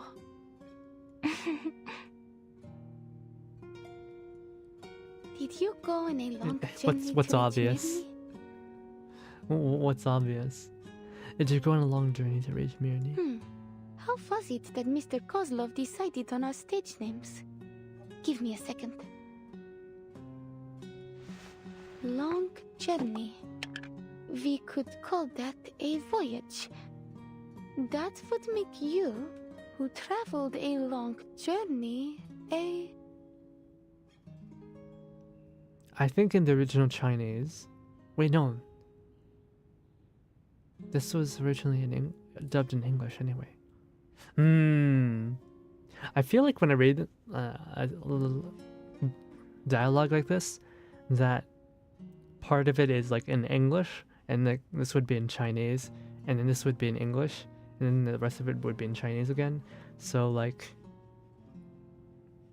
they're using the word specifically voyage in English or something like that. I don't know. I'd like to see what this says in the original Chinese text, even though the dub is in English still. Voyager. Voyager, like the satellite. Kiparina stretches out her hand and traces the imagined path of the Voyager probe. The girl watches for a moment, then imitates the gesture. Kiparina. Oh. She twists her fingers and points to herself. Voyager. I like her voice. It's so pretty. Now that you have a stage name, you are now an official member of the Utranaya Circus. Well, so what is she holding? It's a wheel with something on it. What is that? That'll be explained later. Ah, okay. Voyager spins herself towards the tent's entrance. A moment later, footsteps and a familiar, friendly voice arrive together. Alia, where's that girl? The one who was staring at the animals before? I brought a bunny around for her. Oh my goodness! I suppose I'll be looking after her now. Because you're meeting those Laplace people tomorrow, right? The mom is so... Oh, she's so cute. Her voice is so sultry. You need a rest, Alia. Now, do as Mama Kozlov says. She Go calls have a herself nice Mama. meal at the restaurant in town and then straight to bed early. She calls herself Mama. Go have a nice meal at restaurant in town. In town, were you not gonna cook up a banquet? Mrs. Kozlov, I don't need to. This is so cute. She calls herself Mama Kozlov. That's so cute. They were calling her Miss Kozlov earlier, but Kiparina doesn't call her Mama, even though she does call herself Mama. That's adorable. Hush, just go. I didn't cook anything for you tonight. We've already paid the restaurant. Oh, I guess she's not making the banquet. The Voyager's head twists, unsure of where to look between the door and her new friend, but in the end she chooses a fuzzy rabbit. The tent falls quiet again, leaving Kipperina alone, looking helpless. I'm not just a little kid that you need to take care of. Oh, but that's how all parents think. Fine. I'll go. And after that, I will train for another hour. Yes, that's for the best. That's all. Thanks. Wait, isn't this the cafe in Argentina? Sorry, it sometimes takes us a while to decide on an order. So, you were saying, you found a strange girl here in Mirny, and then? Hold on. That special device you're holding. Did you get it from Winsong? Yes. Before I came to Mirny. Oh, I just realized. I just realized something. Happened to be there. I think I'm gonna be going to Montreal to visit my sister Kuriko, and I'm gonna get the chance to drink. What is that? The Latin American, like the really strong tea, the herbal tea. What is that called? The grass stuff. I forgot what it's called, but I'll get to mate. Yeah, I'll get to try mate, like the real stuff. Oh, that's gonna be fun. That's gonna be fun. I probably won't be able to sleep if it's like super caffeinated. Yeah. I haven't told you guys yet, but I'm planning to head over to Montreal later. So I'll meet up with Kuriko. We're gonna hang out for a little bit. I don't remember the details, but she said my arcane skill was able to protect me. She helped me draw out the aura from around my body and analyzed how it worked, though I didn't understand that part at all. But the name of her theory is still clear in my mind. The study of ley lines. She gave me this device before she left. She said it would make it easier to control my arcane skill. Mr. Kozlov wants me to give it a try again.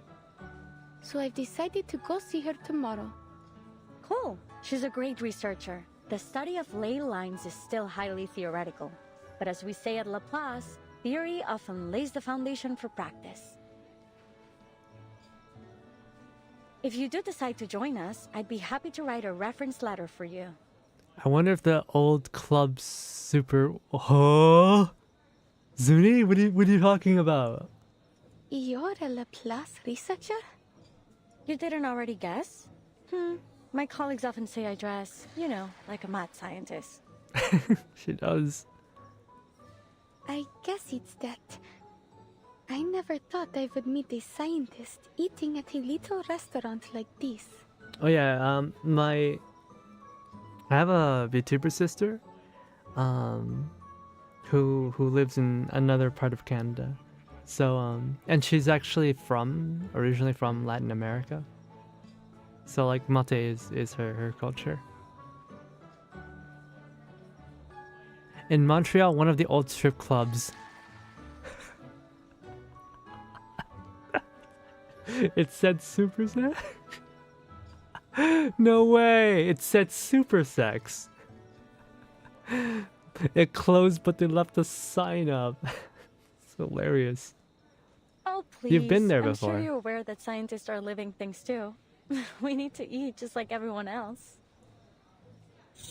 A few little snakes poke out of Hisabeth's hair, nodding along with her laughter. One tilts its head up, letting Kipperina stroke it. Its scales feel smooth and cold. I guess Kipperina's just like really afraid, I guess, of strangers. And like in this new place that's gonna take her away from her home, but now that she's meeting Hisabeth, right? She's coming around. Looks like you meant it when you said you're good with animals. I spend a lot of time with them at the circus. I even helped raise one of our bear cubs. It closed before I went there. I see. So you were planning to go there, is that it? I won't lie, I've never been to a strip club in my life. I've got no intention to ever go to one either. Kiparina hadn't been in the restaurant long before Elizabeth walked in and sat right beside her. One of the snakes takes the lead in inspecting Kiparina, who greets it kindly in return. That's all it takes for the two to find common ground. Aww. You know, you haven't answered my question yet. Why do you choose to be an acrobat? Oh, what is that cake? Is that some kind of cake? That looks good. Oh, it's like a big sister. And but yeah, I really like her dress. Her little dress. It's so colorful with all these like dangling, what are those, pearls and gems? Oh my goodness. It looks really cute. I always thought Alia looked super zooted. Zooted? No, she looks fine. She just looks like she's smiling looking at her drink. How could you say that? I wanted to see the area to see certain actors. Oh, actors? Don't you find it scary to walk on a wire all the way up in the air? I suppose it is a really cool job, though. Well, it is cool, I have to admit. But what I really like about being up on the wire is that when you look down, you get to see a view that no one else gets to in their daily life. When I stand on the wire, the audience below look just like stars, and it feels like I'm floating in space with them.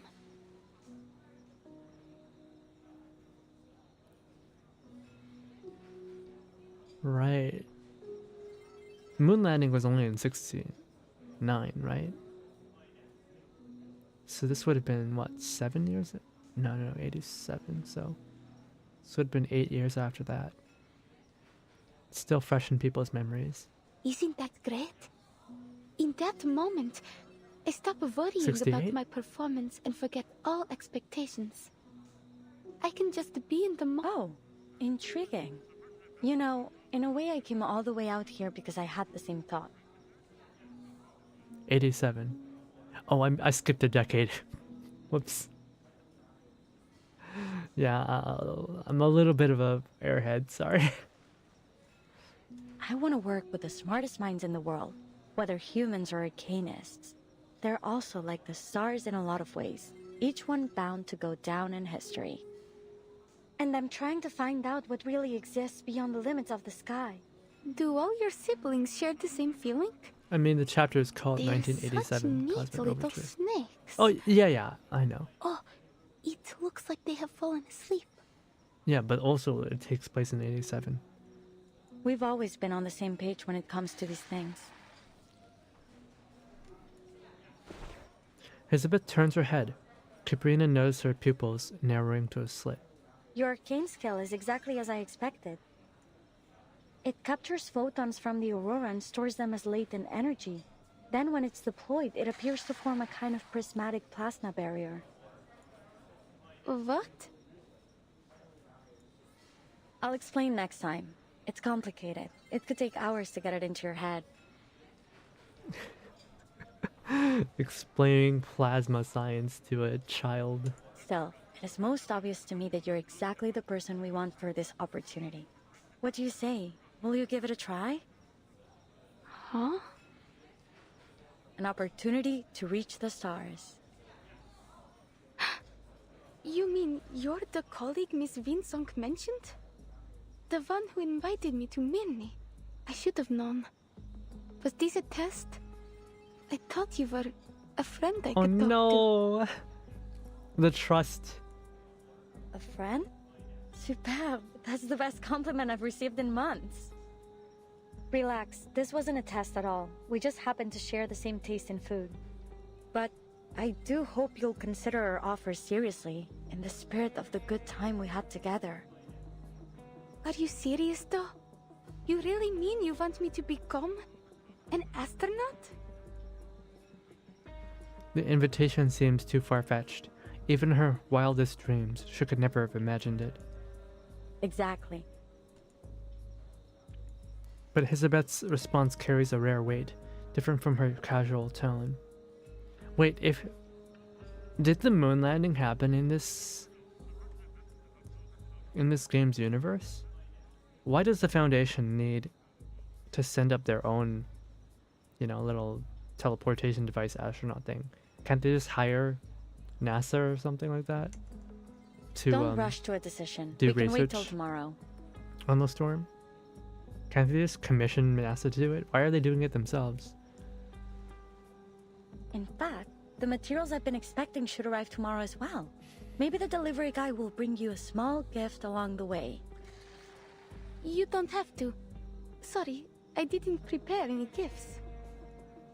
Don't be silly. It's just a friendly gesture. I believe you come from the same region, so I'll bet you two will get along quite famously.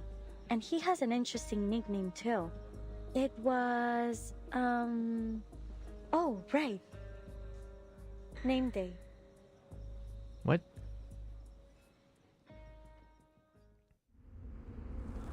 Might be an issue with launching or something, or need a specific launch platform.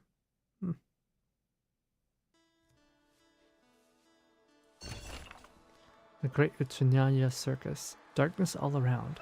What an unforgettable experience. Take it off your face. We have the best stage on Earth. Its show is as unique as a flake of snow. We bring the most spirited performances in the world. Alaya can turn any animal into the finest steed alive. Frazio's performances will make you laugh until you cry. And Kiparina, our tiny adorable aerialist, walks on a wire so thin no one can even see it. Ringmaster Kozlov has folded his entire life's reputation into this little tent. From now until next month, this new world welcomes you. Right, because like circuses, they're hard to set up those massive tents, right? So they'll be in town for quite a while, so everybody can see. An accident occurred here once, but fortunately no one was hurt. Surrounded by light but not feeling pain, the screams and footsteps around her are crystal clear. The first footsteps she hears are Kozlov's and Natalia's. Their voices are more familiar than her own heartbeat.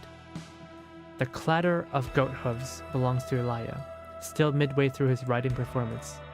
The particularly light, quick footsteps are Frazio's, a habit left from his juggling practice. Everyone stay calm. Her arcanum has protected her very well. A strange voice. Must be an audience member stepping up onto the stage. Relax, girl. Try not to think too much. Just tell me, what do you see right now? This is unbelievable. I see a star. A shooting star is flying towards me. A stranger crouches before her. The light dims just a little. I'm going to use ley lines to dissolve your arcanium. Stay relaxed. Talk to me about anything. What hobbies do you have? Maybe they're not really hobbies, but I like to listen to the radio and weather reports. I also like exploring strange places.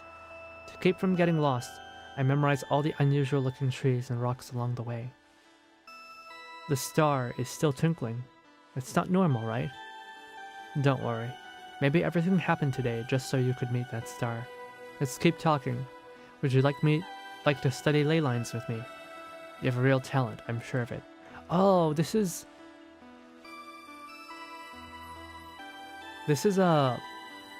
when Cabrina has her accident, when she falls off the wires and Windsong finds her. She protected herself using her arcanum, so it's not useless. She just doesn't know how to control it. It's not useless at all.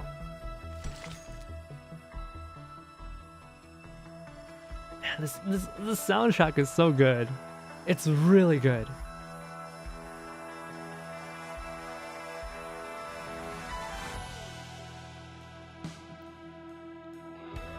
It's not easy to do out of nowhere, and the Foundation likes to keep the public in the dark. Also, this Department of Laplace is extremely underfunded. Yeah, I can tell. I mean, it's in Soviet Russia towards the later years, right? Soviet Russia, like, I believe that it kind of collapsed in 94, so... You've already beaten all the fights? No, just a couple. Old pieces hastily thrown together somehow form an unexpected harmony.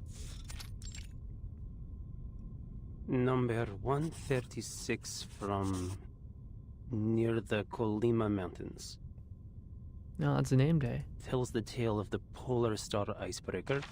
The crew suffered some kind of mass hysteria. The same thing happened later in the Kola Peninsula. Mass hysteria.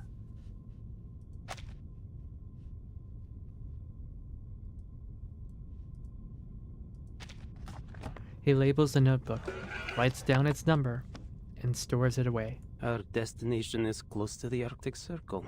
With any luck, we should get a great view of the aurora. The lights are failing. Far Eastern branch of the St. Pavlov Foundation. Name day. Investigator for St. Pavlov Foundation, currently serving for Far East branch. Why did I join this project? Well, it is a job, and I like to do as I am told. I like how he's wearing a lot of traditional clothing under his coat. Oh, yeah, he's got the Pavlov Foundation badge. Neva River, Lake Ladoga, Sphere River, then Lake Onega. It takes less time to travel by water. Maybe I can even buy a small gift along the way.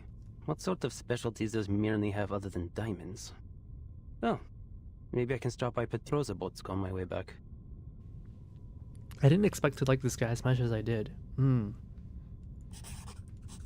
Let's, I'm curious. Looks like I'll have to walk the rest of the way after landing. Oh, Plessisk. A place of boundless snow and not much else. Is he on a boat right now? Fortunately, endless white fields of snow are something with which he has a lot of experience. Trying to reach the stars in order to monitor the storm from space, huh? Sounds like a good gig, even if it does mean being stationed at the northernmost frozen tip of the world. Maybe it will go nowhere, but what would it be without a little pioneering spirit?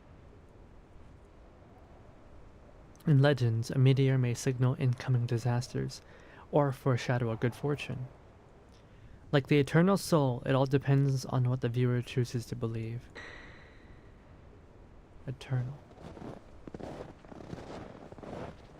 Leningrad находится как раз по другую Leningrad сторону этого снежного is just on поля. the other side of the snowfield.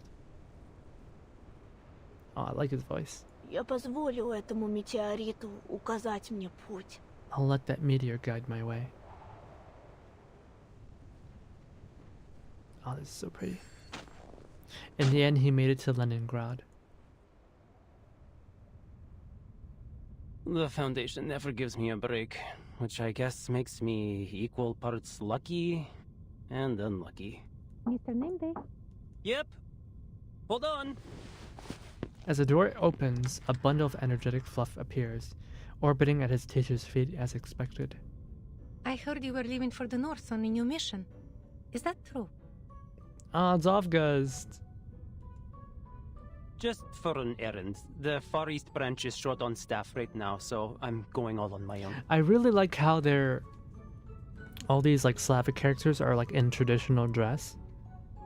I think usually when games portray Russian things, it's usually, you know, the Soviets and like the military and like the commissars and all that. You know, like in Girls Frontline, it's all like the military stuff. But here we have a lot of traditional wear, which I really like. Miss Winsong should be on a field trip there. Is there anything you'd like me to give her? I like that we're seeing stuff that's not necessarily Soviet. Where is it? Is it north of Ryashki? Could I come visit there with Vila? I love Avgaz, he's so adorable. Children speak more directly, but the mention of a familiar place brings a few seconds of silence. Well, so long as you finish all your classes and get good grades, I'm certain you'll be able to go anywhere with Miss Vila. As long as it is safe. It feels deliberate. But things could change. I can't promise anything. Except maybe a little souvenir when I get back. Now, August, do you have anything you want me to give Miss Winsong? Well, the Soviet stuff is a little bit overdone, you know? People have seen it, been there, done that, right? Yes, and Vila does too. I've written lots and lots of things. Comrade Winsong can read them when no one is there to tell her a bedtime story. Oh, he's so cute. He's so adorable. Look, can I adopt him? Can I have a son like August, please? Please? And this, from my tallest and most spirited sunflower guards. Can I have a son like this, please? He's so adorable. He fumbles through his coat pocket. You must not water them too much, and they should be placed somewhere under the sun. Oh, he's got sunflower seeds. Passes an envelope over, placing it next to the seeds. I'd like this to be delivered to Miss Winsong. She said in the last letter that she had She's started so to teach again, baby. and it was more difficult than she remembered. I wrote a little bit about my own experience teaching. Hope it helps. And please, talk to her if you have any ideas. You're so good with kids. Nina, Piotr, and Pasono ask about you all the time, always wondering when you'll visit again. I didn't ask. I know how busy you are, Mr. Raccoon. And so is she. Mr. Raccoon! Every day she's either painting something or talking to the white clothes. Mr. Raccoon. With any luck, I'll be free for a while after this mission. I'll come My back and do some magic goodness. for you kids. Imagine What do getting you called a coon by a child. He crouches and hooks his finger around the leaf of the wobbling sunflower. Deal? A good comrade must always keep his word. Can't deny he looks like a Mr. Raccoon. The fuzzy hat bobs up and down twice, an earnest and sincere nod. The conversation shifts back to the two adults. Sounds like you've been doing well recently. The Foundation's textbook is an easy read, but I really hadn't expected just how effortlessly you'd be able to make your lesson plans. Lesson plans are nothing compared to field missions. Just keep this in mind during your errand. Your safety is our first priority here. Of course. But the good news is I'm quite familiar with this era. Though in this era, the city hasn't yet reverted to its old name, St. Petersburg. Oh, so he's from the future. I still don't know how time travel works in this series. Talk like this has always seemed to circle back to that little town. But now it's not the time for that. Anyway, I'll make sure Miss Winsong receives August's seeds and your letter. Thanks a lot. I don't want to make our goodbyes here too long-winded. Just take care. Especially since you're going to be all on your own. Well, I won't exactly be all on my own. Oh, is this no knife a letter opener? Hey, so, any idea how far off this place is? I think we must be pretty close. I can almost see that unmistakable Laplace metal roof. It's the New Year's lizard. Does he share a voice actor with the uncle from the event? Uncle Zhao? Aiya, Uncle Zhao. Your dour face is going to make everyone feel all sad. I've actually got some business lined up here near me. Those diamonds of theirs are certain to fetch a tidy profit back in the East Branch. I think he's been tuned up. His voice has been pitched up a little bit. I should have never let you out. Can we make a deal? You stay quiet, and I'll get you safely to our destination. Then you can say whatever you've got to say to whoever made the mistake of inviting you here. I love this man. I love this man. He's funny. Oh. He's a dick. I love him. You know you really like to talk. I'm beginning to understand why no one else would take this job. He's charming. I like him a lot. Oh my goodness. Ever heard of a merchant who doesn't like to talk? Admit it. You'd be burned to tears if I were not here. The chatty salamander is tucked under Name Day's coat. Its muttering smothered along with it. Quiet. Bandit in Arctic Circle? That's new. Alright. See you later, Stasi. Nearby snowbanks serve perfectly as cover, shielding Name Day from view. Where is he? I saw someone coming this way. We can't let him get any further. There's some kind of military base up ahead, and it's heavily guarded. It's the regular Soviet Russia things. It's random robbers in the snowy fields. Think how far we've gone. We can't go home empty-handed. That arcane item they've got is probably worth a few sharpadontes, don't you think? They've been stalking him? Item? Curses from the east. I'm a living, breathing creature. What did he say? What did he say? You don't need to yell at me. Say it to them if you like. Item?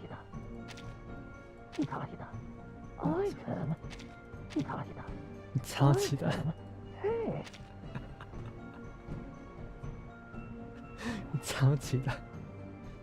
Oh my goodness. Curses from the east. A branch heavy with snow snaps and is broken into a stick that fits his grip comfortably. What? Are you sure? Oh, never mind. What should I do? Anything. I just need you to draw their attention. He's got a stick. I am not letting them anywhere near Plessetsk. This way! I hear something! Keep up! These guys just shoot randomly at whatever they hear? I wasn't able to tell what he said originally. Yeah. No. I don't know Chinese. I don't know Chinese. It's honestly pretty cool how the event lizard is finally in the story, right? I thought it was just for the event. I didn't think it was an actual character. Also, hello there, Undawn. Hello. It's a pleasure to meet you. A dark shape juts out of the snow. The odd appearance of the strange metal vessel draws every eye.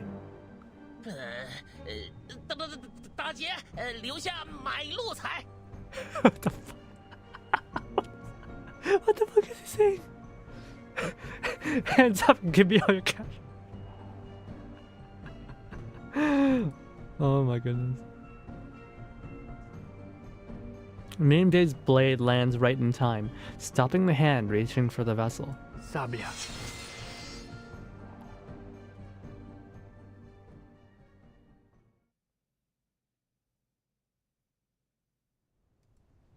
Oh, was that supposed to be a fight? Name Day tosses aside his stick and scoops up a handful of snow. The robber's footprints trail off into the distance. If they had one redeeming trait, it was knowing when to cut their losses. What were we waiting for with that knife? Oh, well, it's more of a collectible than a weapon. But I guess you understand now why they sent me to escort you instead of hiding you in the back of some truck, huh? He beat them with a stick? I didn't see a single truck heading for places called our origin here. By the way, was that knife thing in part of our kin skill? Why don't you just make a gun instead? Times have changed, friend. Blades are out of date. You should give yourself an upgrade and start blasting. So I started blasting. Freaking Chinese people and their guns. Chinese people love guns. Nah, I'd probably be serving with Xeno if I was any good with guns. I know it's the 80s, like with all the kung fu movies, and people are like, oh, Chinese mysticism. But no, in the 80s, Chinese people love guns, man. Last week we just watched The Killer together with Kuriko, John Woo. Chinese people love guns. Have you ever heard of that legendary pilot from Xeno, the Baron Switch? If you were really important, then you would get a guard like that. All that being a noisy little salamander gets you is a guy that can turn trash into knives.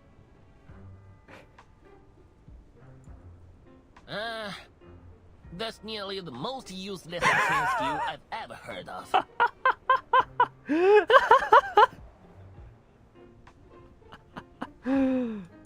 I said nearly, because it's still better than mine. So, I'm not in a position to criticize. Oh my goodness. Han Chang would have loved to meet Corin Bloom. What does your arcane skill do? I haven't met her yet, so I don't know. I still only read chapter 1. I've read chapter 1, chapter I guess 8. So I've only read chapter 1, 2.5, 2.6, and now 2.7.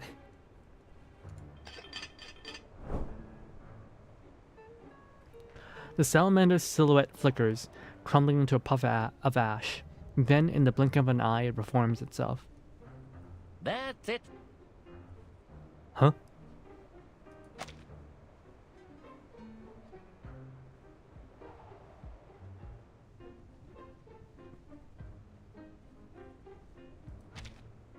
That's it? It's certainly something.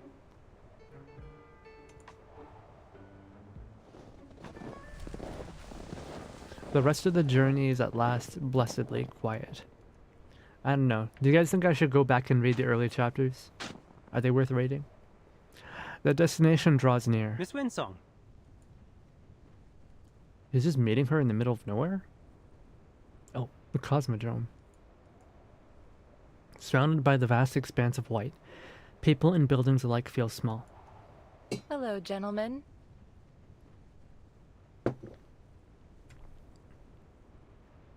God, she's so hot. Damn.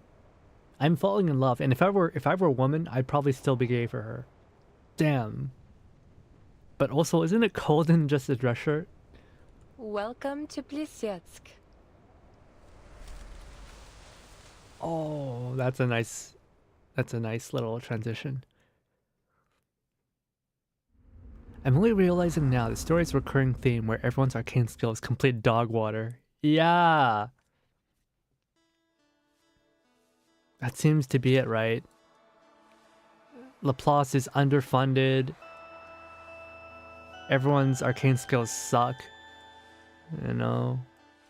This is the B team. I'm not even sure if this is the B team. It's like the C team. Have you heard? Lunch breaks at the Foundation don't come up often. Use them well for a little chit-chat. That kid seems to have disappeared. You know where he went? Who? The talkative one. Obsessed with Roman myths. Are you describing yourself? Name Day. I'm talking about Name Day. You were closer to them than I was. Why ask me? The only thing I ever talked with him about was those myths. He likes Roman myths. Huh. Our conversations were usually limited to German folklore. He seems to always keep people at a distance. Nonsense. He hated German mythology. Stop projecting. As far as we talked about, it seemed like he loved German culture. We talked about it all the time.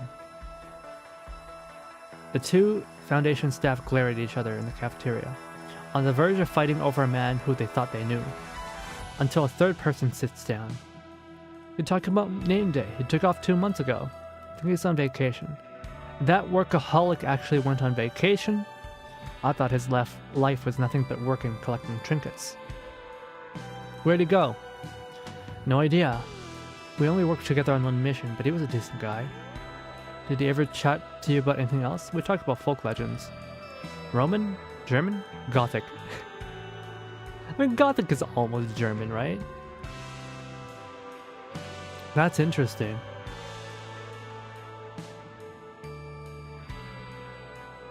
He seems to always keep people at a distance, but in this case he seems to talk to a lot of different people. A lot of different mythology as well. I don't know, is he a liar? Does he lie to people? Or maybe he's just... Maybe it's these people who like hate German mythology and he was just playing along with it. You know, to like not piss him off. I have Arcanus with awful powers, it's funny. Hey there, Pandora. Hello, hello.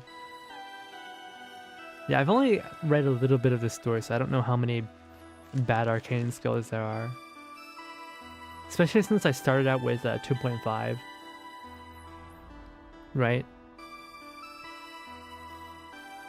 Our girl Yang Yue, right? She has a particularly powerful one. She summons like a giant thunder cat, so she's a 5-star. Yeah. I mean, I think I have Cornbloom. I haven't encountered her in the story yet. And they're only bad in the story, but some of them are busted in gameplay. I mean, like, I really like Noir, but like, in the actual story, she never actually fights, right? Her puppets she just uses her arcane skill to move her puppets, and that's about it. Just for storyboarding purposes. But she never actually fights. It's like when you switch between friend groups. Yeah. When you're like part of different friend groups and like they hate each other, and you're just like, I man, those guys are assholes. You know what? You know what I mean? And then you like on another day you meet up with the other people, and they're like, hey guys, how's it going? It's hard to like be part of circles. It's easier to just become friends with people individually. Just so you don't have to get caught up in all these like group politics. He probably just enjoys different myths, probably. Do you have a character so far?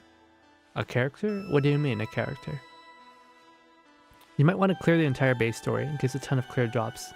Oh, I've cleared it! If I didn't clear it, I wouldn't be able to get to chapter 8. I just haven't read it. Cornbloom isn't in the story yet, but we're hoping she will be. A favorite character? Oh, I don't have any favorite character in particular, no. You know, like I fully maxed out Liang Yue. Hello, ma'am. Because I'm writing a report on the critter brawl at Dodger Stadium. The game gave me 3 of her. The first thing we learn as vigils is to always stay in alert 30 and pulls. always stay informed. And the first 10 were like free, because it was like my first pull as a new player, I think. Or I think limited characters always give you a 10 free pull. So like I got 3 of her in 30. But I did it all off stream. It would have been so epic if I did it on stream. So I'm like, oh, okay, I guess I'm maxing her out then. But yeah. My favorite characters, no one in particular. No one in particular. There's no recurring theme with characters that I like. No, not at all. No. You know, not at all. Please, no. have a seat. No. Oh, welcome, white sir. Definitely not. Want to catch a ride with me? Action. Definitely not. During my scene. Absolutely In fact, not. The camera was rolling the moment you stepped into my room. Definitely not. You would have known if you'd read the script in advance. Black hair? Black hair.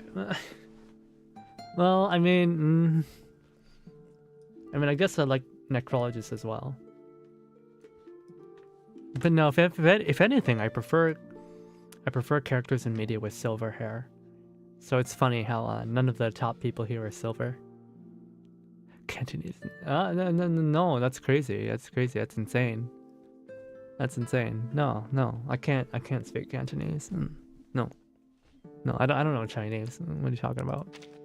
You know? Please, have a seat. I'm not really into fashion You'll either. always feel at ease in my room. I'm not No into matter the fashion. time. No, not into old dresses. No, Oh, welcome. Action. no.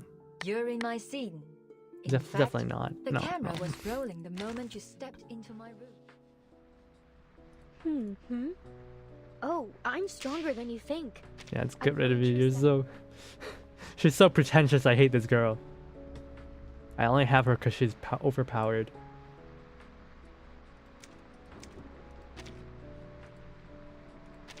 The veil is on top. Underneath is the hat, my hair, and then my plane. That's all I have here, miss. Yeah, she's very pretty. I love her outfit, but she's kind of weird. No, there's nothing weird about her. Huh. The future. There's nothing weird about this lady. Does it matter? There's As you can see, I don't have an amulet to ward off the ghosts. nothing strange about her. A Recoleta? Oh yeah, Give me all Recoleta. kinds of blessings, Something's off with that girl, man. except for this one. Something is off with Recoleta. Something screwy going on in her brain. She's a little bit, you know.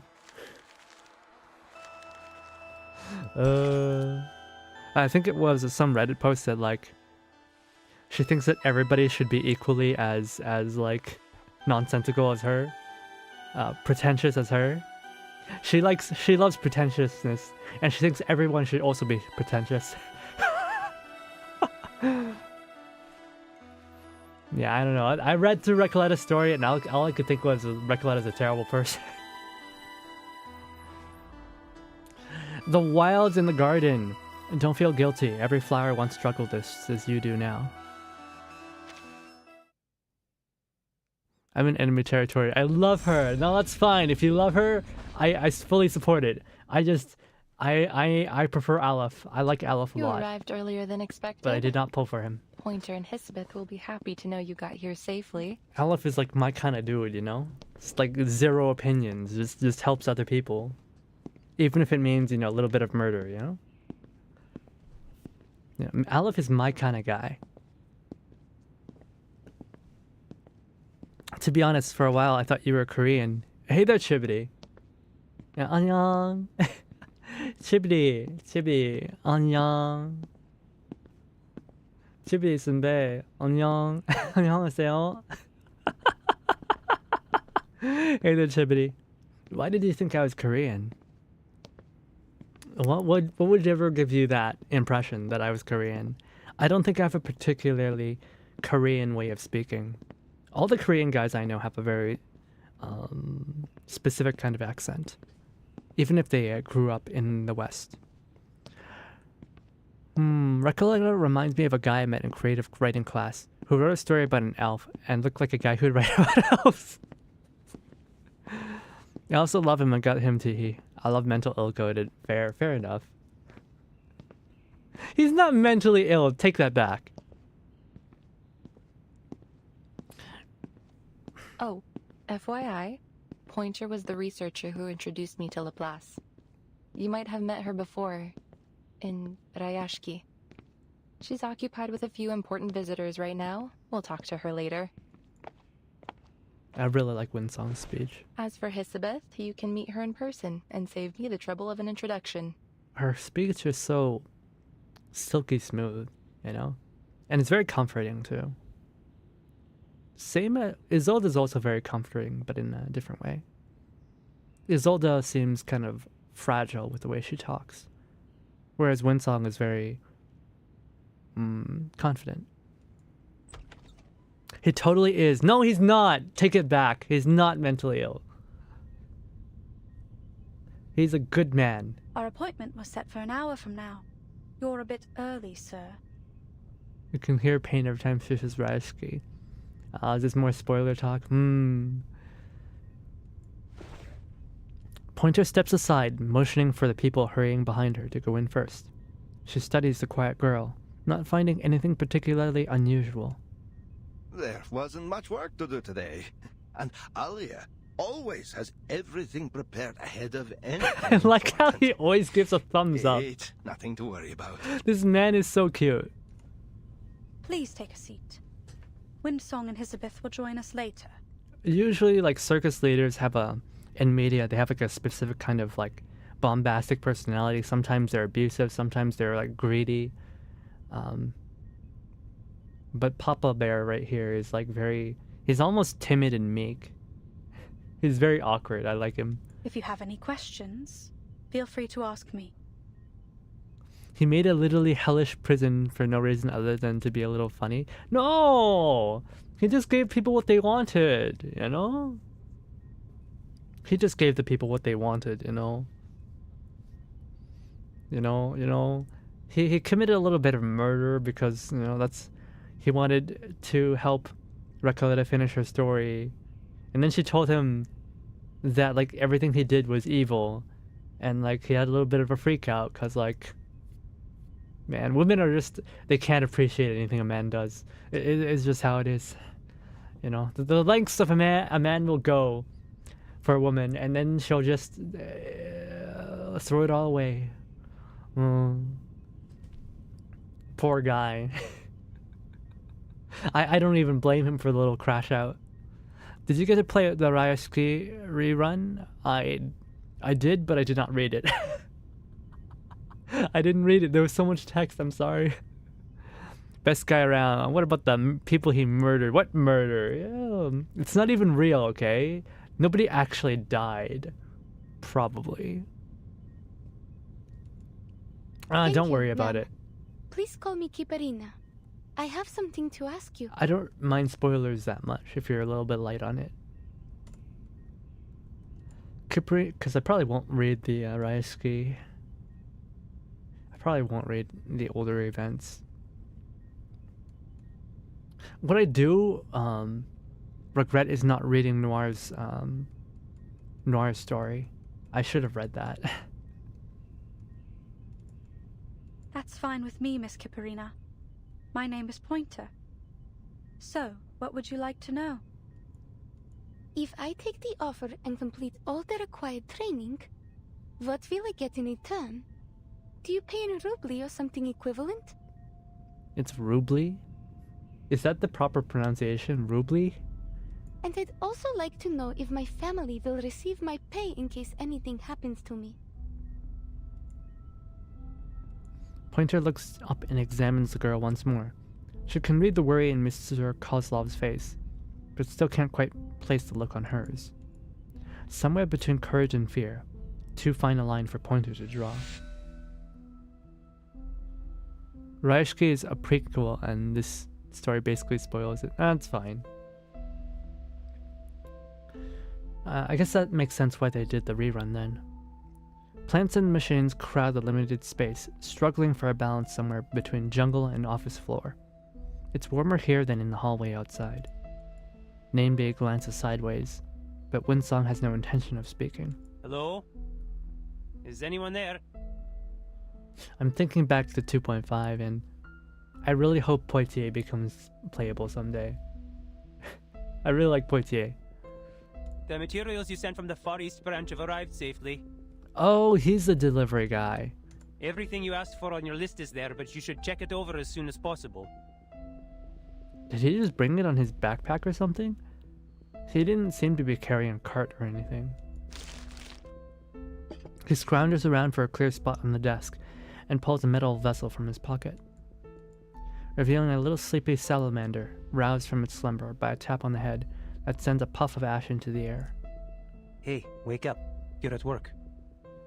Is this the next actual main story? No. The main story part should be in Antarctica. Instead, we are in Russia. We're in northern Russia, a little bit above Stalingrad. Or what was it? Moscow. Sorry, not Stalingrad, Moscow. Next patch, I see. 2.8. Winsong, back from the mine already? Are you going to throw a welcome party for our new colleagues? Yeah, from one frozen hellhole to another. Yeah, they're trying to send... Apparently we're working at a very low budget version of the Foundation, and they're trying to send a probe out to space to monitor what the storm is from outer space. But like, there are no monies in Soviet Russia. No monies. All the characters here are like C tier with their Arcanum skills. The mine can wait, but I can't. Those materials are top priority. Now Elizabeth turns her attention to the younger man in front of her. Thanks. You might have heard of me. My name's Elizabeth. She's very French. You've read our proposal, haven't you? It'd save me a lot of trouble if you had. I'll catch you up with Pointer as soon as she's available. Nameday finds himself staring at the curious little snakes pointing out, swearing he saw one flick of its tongue. There is no time to hesitate. He decides to follow proper etiquette. Handshake, then introduction. Nameday, Foundation investigator for the Far East branch. How east is far east? Like Siberia? Mind if I ask you a question? Go on, but this is an office, not an interrogation room. Yeah, she's a Melazin. She looks around with an airy glance, and spotting the extra object on the desk, gives a little salamander a second gentle rap on the head. Why did you ask me to smuggle in this runium? What? Don't get me wrong, I didn't report it. It's just... it's odd. You didn't ask for much, just a few pieces. I feel like this game has disproportionate amount of French and Russian people. It does. Absolutely does. It is a rare resource, I grant you, but I think you could have gotten this amount with no trouble by submitting an application.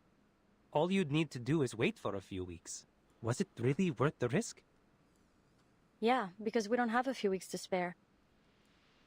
Saving every bit of time we can is vital.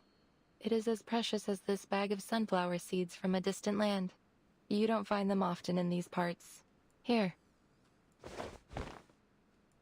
She lifts her hand and tosses Hisbeth a small cloth bag. I've already taken my share. Why not plant some of these in the office? You know, people usually eat these in Russia. They don't plant them. It won't take too much effort. If you're lucky, you'll get to see them turn their heads towards the light bulbs. Yeah, sunflowers turn towards the light. I think in flower language, sunflowers mean, I'm always going to be looking at you. My eyes are only for you. Kind of romantic, but also kind of obsessive, and scary. Actually, Mr. Nameday, you're the perfect man for this job.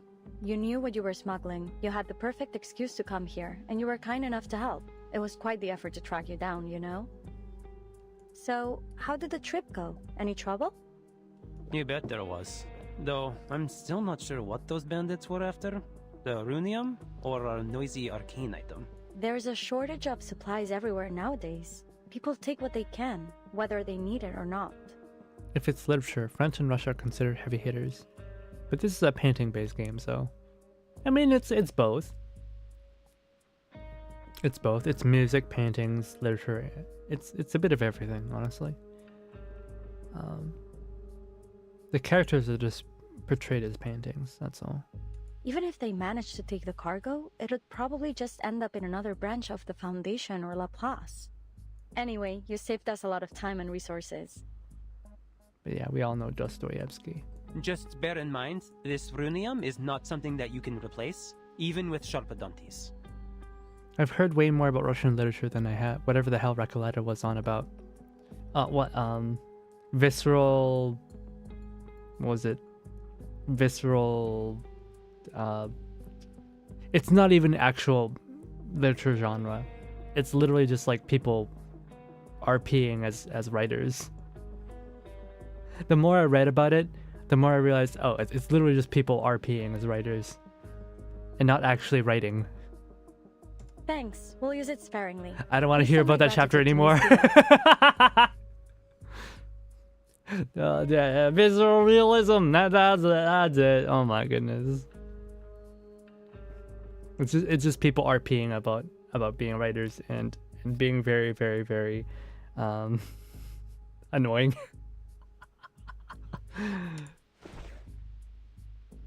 And one more thing. What would you say if don't I get asked me you to wrong, stay? I like literature. I actually really do like literature. But like, oh, it was tough to get through. Don't worry, I won't play the Windsong card. It's only a personal request. We could save a lot of time with our procedural work if we had a Foundation investigator on the team.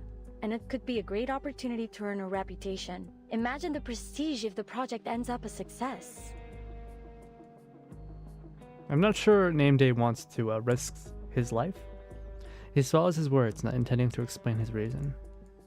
Hisabeth's version works just fine. Easy to understand, not too personal. He is that type of person. Like, he goes along with what other people say. He doesn't butt heads with anybody and keeps everyone at an arm's distance. He is that type of person. Are you making any progress? Like, at first glance, he seems more personable than say Pointer, but he is actually more distant than that. These types of sneaky people, I know them. You meet some of these types every now and then. I'm not a big fan. Not a big fan. As much as we can, but we don't have a single Sharpadonti you know, to our name. as and long this as he's rune unit interesting is in the the story. total of all the supplies we've received recently. They told us we could use all the resources left in Placids, but that amounts to jack all. Of course. Thankfully, we still have half a rocket, fuel, and a launch button. Still, to make up for the supply shortage, we need additional manpower. Oh, but there's some good news. We don't have to worry about finding our astronaut. We already have a perfect candidate. How are they gonna get her back to Earth? We are in dire need of an astronaut. There isn't enough time for anyone to finish the full training course. No one would be able to acclimate to a zero-gravity environment in such a short time. Not to mention the high pressure and heat. But you may be the exception, Miss Kipperina. Your arcane skill may allow us to work a miracle. So, if you take the offer, we'll provide you with a salary and try to get you a permanent position here at Laplace. Whatever that's worth. Elizabeth is already working on it. She has a contact in the So she's gonna make it back to Earth. Oh my god, don't say that. We want a happy ending here, okay? This isn't a main story. All right then. I have no more questions. Because she's too young and pretty to die. Pointer notes that, despite their thorough explanation, the girl seems no less worried. But, just to be clear, I don't think my arcane skill is as useful as you believe.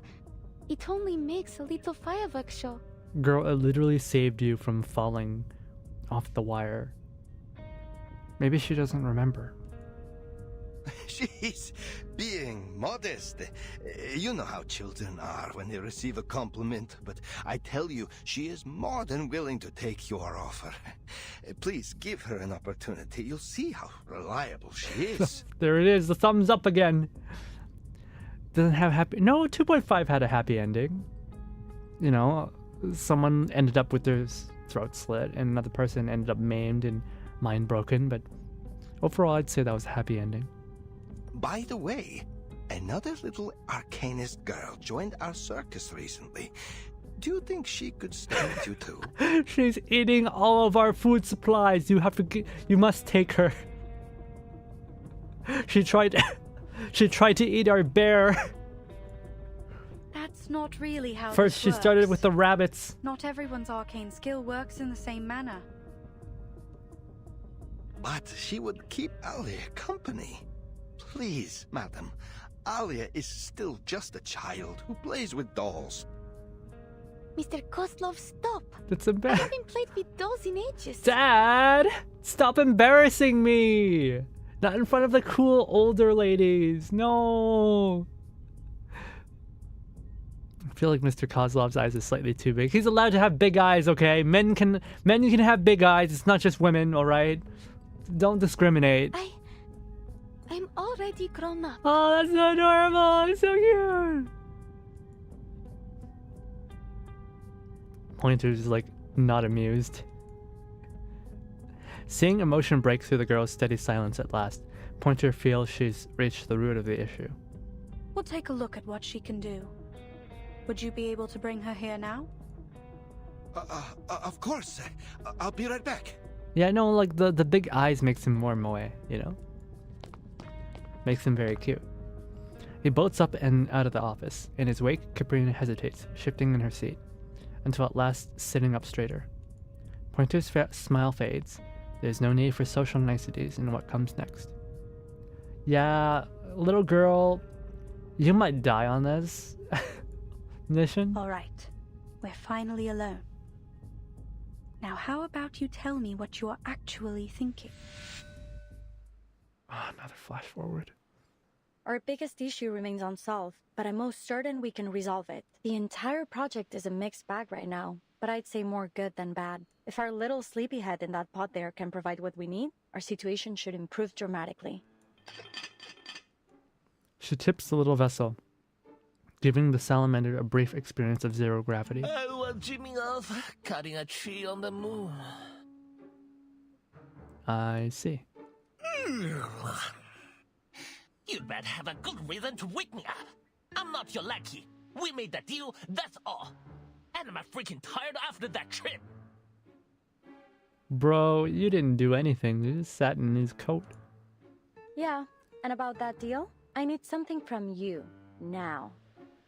Oh, she's girl bossing. This little pot of yours, it's electrically The Chinese insulated, mythology reference? I heat-resistant, and figured. highly durable against arcane energy. In short, the perfect aerospace material. But it's just a tiny little pod. All I need is to sand off a bit of material from it. Don't worry, just think of it as dental work.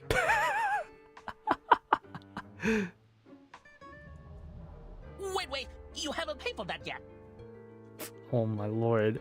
A deal is a deal. The little nod. We're gonna turn your ass into a rocket ship.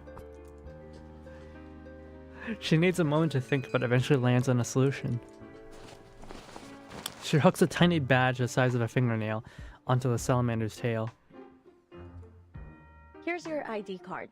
Just to be clear, this is only for an internship. You'll need to actually work to earn yourself a permanent one. And don't do anything stupid. I vouched for you, and now both our necks are on the line. Ooh, it does look good on me. I knew I belong with the bus. The engineers at the Foundation's East Branch are way too competitive for my liking. Okay there, Uncle Zhao. So, what else you need?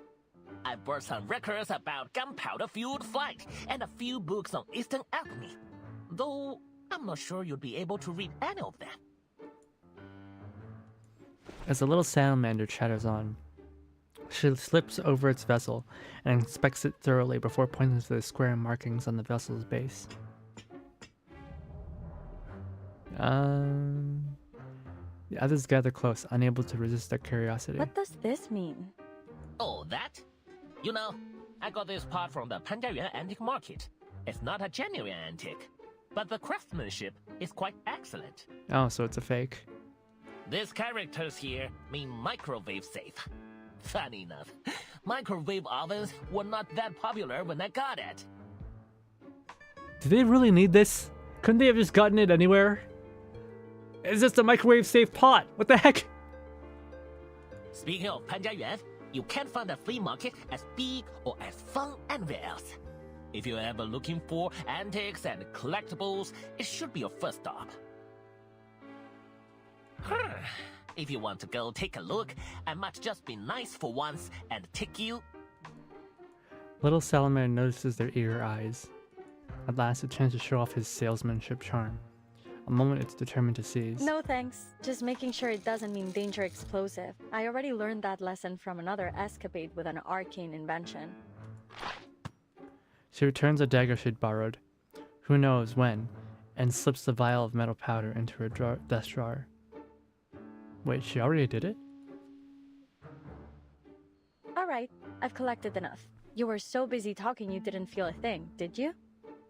Now back to our visitor in the checkered pattern uniform. I didn't keep Have you thinking. made the I've seen that decision? little old-timey orange PC in screenshots from the Loki TV show. Oh, damn it! I can't unsee it now either. Why would you say that? What are you going to do with the little astronaut when the project's over? I'll submit her application to Laplace once she agrees to join us. It'd be great if you could help with her employment procedures. I mean, when are you going to tell her the real consequences of the storm? Same as always, as soon as she gets a permanent position with Laplace. Oh, Elizabeth, you are diabolical. Nameday glances at Winsong, thinking she might chime in, offer an explanation, but she only nods. That's just how it is. That little astronaut, whom they've never even met, will have to learn it too. That pale dome and those cold steel buildings can't protect everyone. Soon the rain will wash away all that's familiar to them, again and again. All right. Then I'll stay. You mean you really want to stay with the circus? Caprina doesn't have a straight answer. willing to do whatever you need. But I don't think I want to do this permanently. Since you say that you need my arcane skill for this project, I'm happy to help. Though I don't really know if I can. I think you know why Mr. Kozlov brought you all this way. When was the last time you had a proper meal? Well, we usually have stews. And sometimes Mr. Kozlov will find us some canned food if we're lucky. Oh no! We've not really had a look at what they actually eat. Oh man, they're basically starving.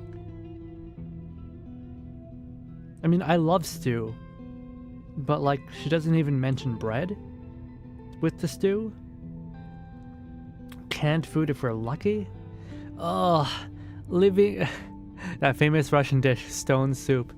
Yeah, water stew. Soviet Russia, delicious food. Everybody knows Soviet cuisine. Top of the world.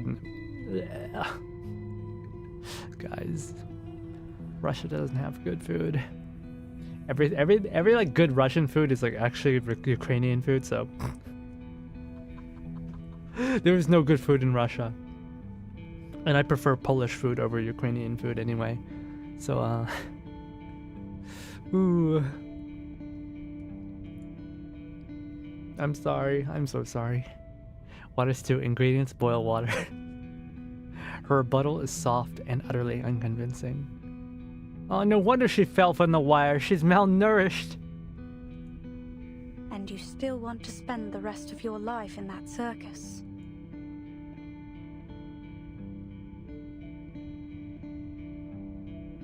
Oh, little baby. A knock breaks the silence. Caprina uses the moment to lift her head. By the time she sits back down again, the light that had flickered in her eyes is gone.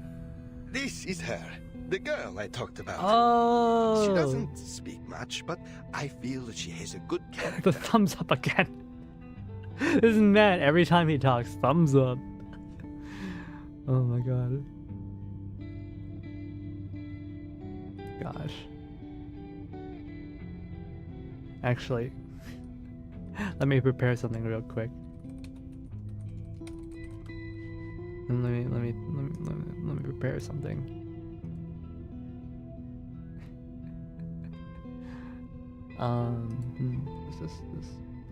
Will this suffice?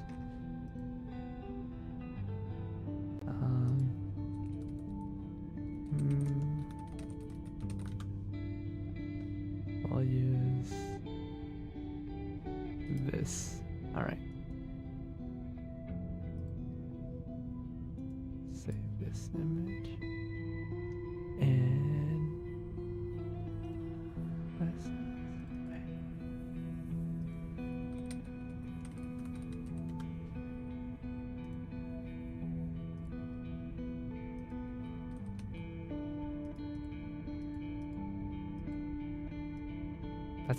That's not transparent. I've been duped.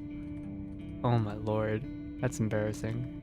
Sorry. Give me a second.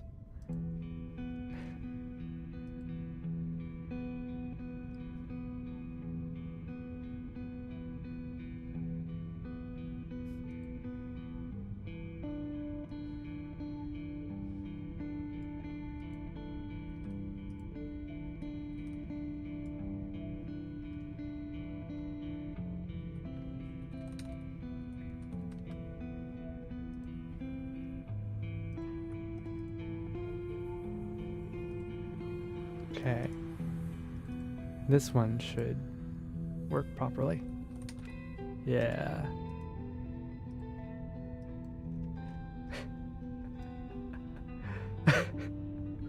Where do I put this? Oh my god.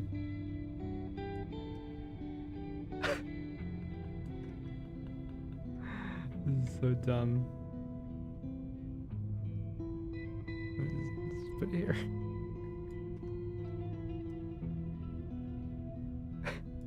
So stupid. Walking Nuke is here. Walking Nuke? She looks a little like Crony with the hair bands and the maid outfit. Dude, don't even at me with that thing, man. Her maid outfit thing with the little braids and like grabbing the braids is like, I've seen too much art of it. Please leave me alone, Crony. Leave me alone. Why is she wearing a maid outfit? Oh, but she's really pretty though. The girl casts a sweeping look across the room, pausing briefly on Pointer. Don't be shy. You can sit next to Alia. What were you talking about? I hope our Alia didn't cause any trouble. It's actually a Soviet school uniform? That's just what they look like? Oh, that's adorable. Okay, maybe the Soviet Union wasn't so bad if all the girls like dressed in maid outfits. He steps into the room, noticing immediately that Kiparina is fixated on the parcel in his hands. It's filled with things he and Natalia packed, things they thought the girls might need. Mr. Kozlov, will I ever have the chance to return to Utreniaya? I wonder how she got the clothes.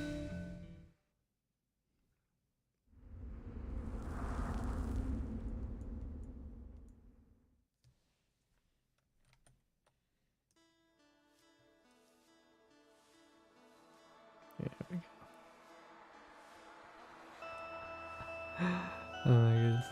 Alright. Oh, an actual fight. Okay. Chapter 8. When we moved forward.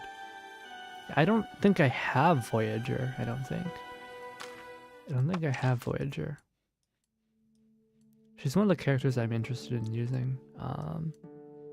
No, I don't have her.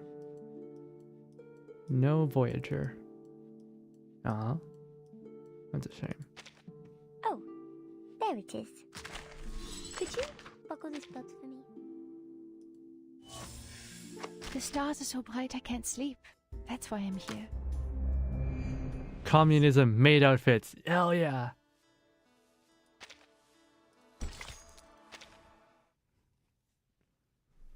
You know, Soviet Russia the starvation might be bearable for the maid outfits. Will I ever have the chance to return to Utreniaya? Voyager isn't good for your account unless you get Barco for impromptu. Oh right, isn't Aleph an impromptu team character? I didn't pull for him. Elizabeth pulls the door open just in time to catch the scene. She lingers nearby, curious, watching the girl receive her answer. We can talk about that in the future. Of course, we will keep in touch. You and Voyager can pay us a visit whenever you like. The girl's called Voyager, madam. She's clever, quiet, doesn't eat much. You will take her in too, won't you?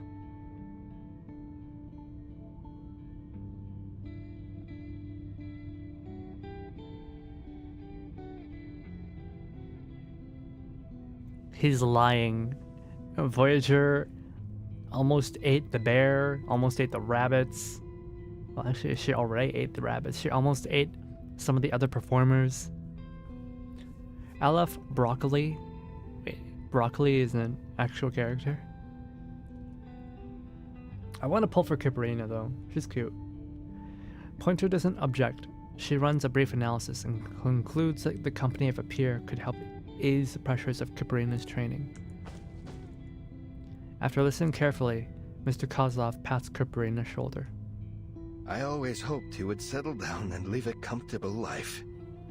Promise me you'll do your best. Yeah, my teams so far are like extra action teams, just because of Liang Yue. Yes, Mr. Kozlov. I mean, I also have Joe, but I don't have... If I had the vampire, if I had, I forget her name, the vampire lady, his team comp would be better as well. Oh, you finally reached an agreement. Cool. And you know, looks like I won't have to do any more explaining. On goes well with everybody. If you're saying goodbye soon, maybe you ought to consider bringing her a parting gift. She looks like she could use one. Yeah, something to remind her of home. I will say, like, what is it? Petrification works really well. I think Flutter Page would be a great for extra action if you're what you're going for. Nameday picks up a thread without missing a beat. Windsong steps forward just in time, joining Kiparina's side, and Hisabeth trails off. Or maybe you can offer a few words of encouragement? What do you say? Mr. Kozlov spies Kiparina rubbing the device in her hands with her pinky, the one Windsong had lent her earlier. Ah, is that what it is? He knows her very well to understand the meaning. Nervous. He has no idea about the device's exact value, but he's certain it's not something you easily find in a circus. Right, a gift. I'll need some time to prepare it. Let's make a deal, shall we? You'll get your gift next time you pay a visit to the Utranyaya. A little bit death flaggy? That way, you'll keep us in mind and come home again one day. I was worried you might not want to travel such a long way for us. Poor Dad. He's not trying to get rid of her, but like he literally can't feed her. I feel, Mr. Kozlov. I'll find my way back to Utranyaya even if you've moved to the other end of the world. Oh, she's so cute. She struggles to lift the parcel Mr. Kozlov gave her. Nameday quickly steps in to assist her, placing it on the table. Oh, is it heavy? Time flies, the thought pops into Mr. Kozlov's head. But what he says out loud has nothing to do with it. That's my girl. Aww. Remember what I said? Do the best that you can and have no regrets. Getting the thumbs up. Natalia and I don't have to worry about you, do we?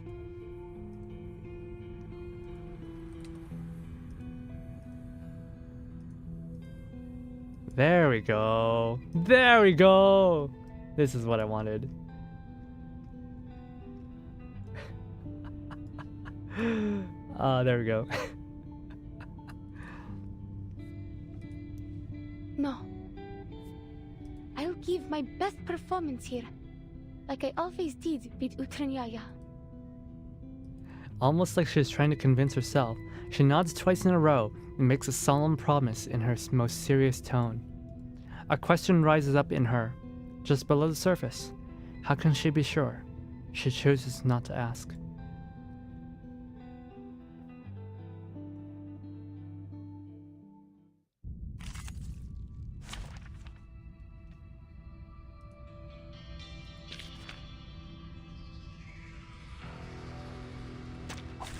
Easier to fight here than a back alley.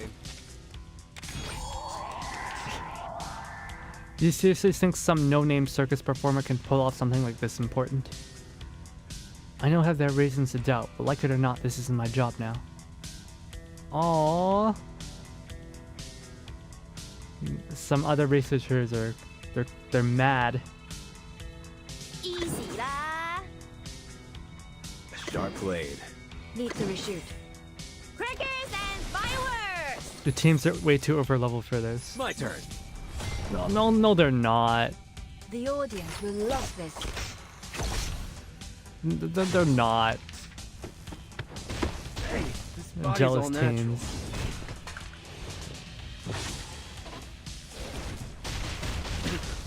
My teams are not overpowered. What are you talking about?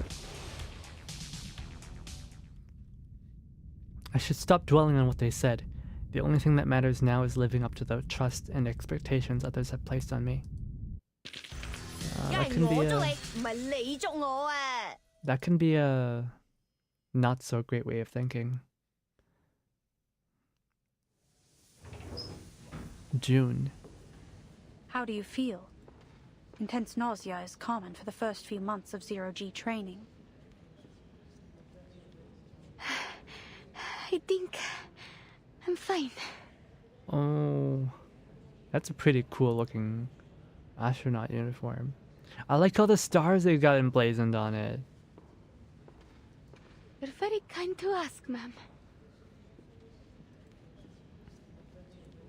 Her first training session was rough and more than a little messy, causing her to throw up. Pointer helped her to the infirmary. Once she could breathe again, she stammered out a request. Just like the one she made today. I'm ready for more. You just threw You're up. at this again. Elizabeth already checked your vitals and arcane skill test reports. Her conclusion was clear. You need to rest and recover before we begin again. If you push yourself too hard and become too sick to perform the mission, that won't help us either. But I can do more. All I need is a bit more training. I need to perform flawlessly. Yeah, her spacesuit looks amazing. Yeah, her spacesuit looks amazing. I really like the way she's got her bun in the back. Oh, a little pearl sparkle. We don't need flawless, not at the cost of your health. We need satisfies all requirements, nothing more. She adjusts her tone, searching her mind for something that might qualify as comfort or encouragement. You're already doing better than we anticipated. Aw. She fears the words come out too flat, but Kiparina shakes her head sincerely. Thank you. But I still haven't memorized the flight procedures, and I'm still struggling with my arcane skill. She's detail-oriented, so she'll get it sooner or later. The flight procedures. Maybe I can ask Miss Vinsong to give me another ley lines lesson. That's not pushing myself, is it? Seize that degrees, tiny Russian girl. Yeah, as long as you get the degree, it doesn't matter like what grade you have, what your grade point average is. Nobody cares if you were like the valedictorian or whatever. All they care about is a certification and what you can show them that you can do. That's acceptable. But you will ensure you get a minimum of 8 hours of sleep every day. Pointer gives in. She too had once been hell-bent on proving herself. And promise me you'll eat well and never skip meals. Oh yeah, definitely don't do that. Yes, ma'am. Miss Isabel said there would be a team-building dinner tonight. I'll attend it and train for another half an hour after we come back. No, that's not what I meant. There are few tasks more difficult than instructing a child who is too mature for her own good. Anyway, go change. We'll go together. I just realized her belt is a measuring tape. Of all the restaurants in Mirny, this one does the best business, thanks in no small part to Elizabeth. With all those mouths to feed, food has always been a vital part of her lifestyle, one that she is too eager to share with her team. Plus, the tables here are big enough for everyone. We sat here when we first met, no? I think so. This table seems a bit too small now. Well, there's strength in numbers. Yet everything now depends on our brave astronaut. How's your arcane skill training? Not bad, I guess. Miss Vinsong is a wise teacher. I'm glad I've learned something from my experience with Vila. I hope you'll get to know her one day. You'll have plenty of time to make friends once you return from your mission. Looking forward to it. But first I have to go back to the circus. I think Mr. Kozlov will have my gift prepared by then. I'm sure he will. Though he didn't come to see me. She's not zooted! Please stop saying that. She's not zooted. He has a whole circus to run, and you're busy with training. It's hard to find a good time when you are both free. And perhaps he didn't want to make you homesick, but I'm sure he misses you a lot. Oh, name day. Mirny isn't far from here. You should go back and visit sometime. No one will blame you if you take a break for a few hours. I am able to drive you to town, if you need. Surrounded by all these adults. Wait, where's Voyager? Just submit your schedule 2 days in advance. I will set some time aside for a short trip. Is she drinking whiskey?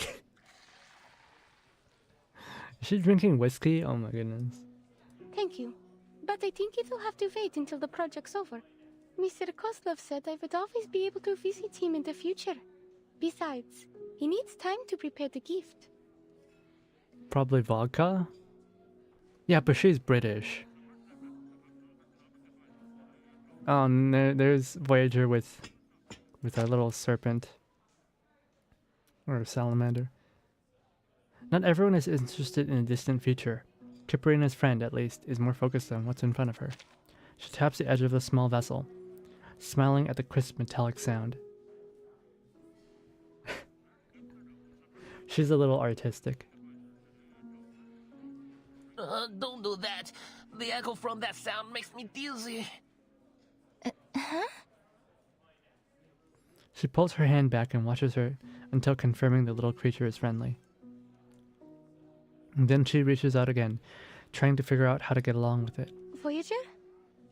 Don't get distracted. They've almost finished the food. Aww. This is a nice little... Wait. There we go.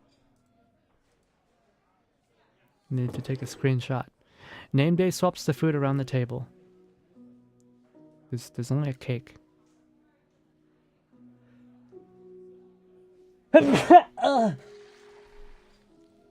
Sorry. Pushing the two still full plates to the middle. Cold scales press against Kiparina's wrist. You like a drink? Here, we've got some hot milk or warm apple cider. Pick one. I feel like they could have gone with a better better voice changer for this. For the snakes. Gesundheit, thank you. Dragging a cup behind it, the snake leaves splotches of spilled drink all across the table. Milk will be fine. Thank you. Kiparina passes another cup to Voyager. She mimics the others by lifting the cup first. In both hands, then in just one. Let's have a toast, friends. To our new team. Though no one knows for sure whether our project will succeed or is doomed to fail catastrophically. Well, apparently, like it's like I only learned this recently, but it's bad luck to do cheers with water. I feel like that's bullshit. I feel like that's like something that like restaurants made up so that people would buy more booze. I feel like that's complete bullshit. Together, we're working towards the future. Cheers! A friendly signal, a quiet promise of unity. A turning point in any story or relationship, from a stranger to a colleague, and eventually... friend. Let's Comment. go, yeah. Did everyone say something different? Having said that, Let's go, yeah. Let's go, yeah. Let's go, yeah. The odds are in our favor. Even though Laplace is no longer in its prime, it still has the best technology and the finest scientists, who are all trying to kill her. Kill the teenager. The finest scientists? You mean us? I couldn't agree more. I've always believed that perseverance is the most basic fundamental quality that any researcher should possess. Perseverance. There's only one thing that I think we should persevere with. Our efforts to return to the future. Didn't know you Laplace researchers missed the good old days so much. Laugh if you want, but you can't deny that our era was better than this one. Yeah, we had computers and commercial electronics and almost digital TVs.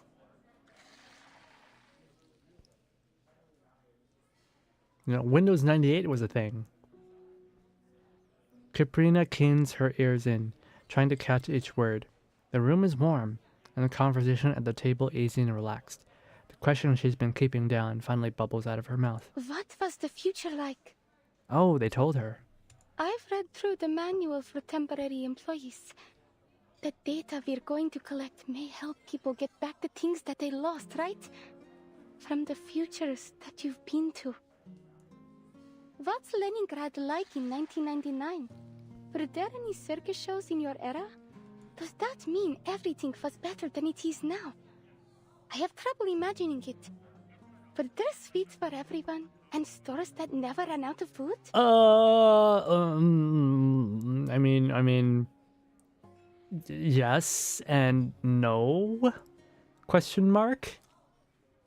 I mean, they got Pizza Hut, but also, there was a little bit of mass starvation But hey, you got different flavors of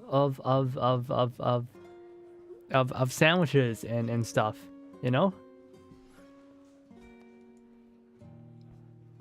Things were much better then. Well, except for the study of ley lines. It was still struggling as a scientific pursuit, especially when it came to attracting new students. Though even now, its only student seems to lack much interest in it. That's not true. Sorry. I'm just having difficulty focusing on it with all the other demands on my time. It's okay. Miss Winsong was only making a joke, at the expense of her very overworked student. It's true, things were nicer in the future. I do miss the sweets, and that the shops were never empty. Damn, which part of Russia did you live in?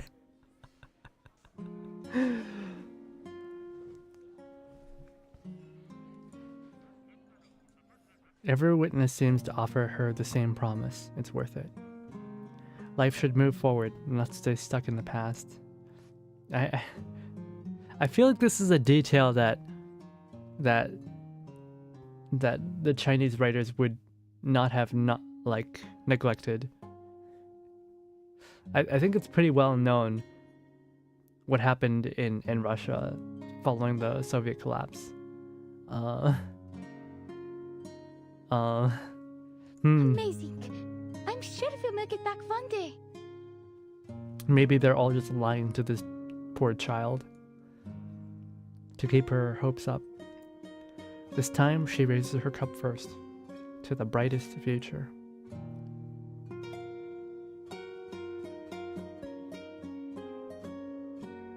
Does anyone know how many nodes that this event is? Does anyone know how many nodes this is? They're usually about 20, right?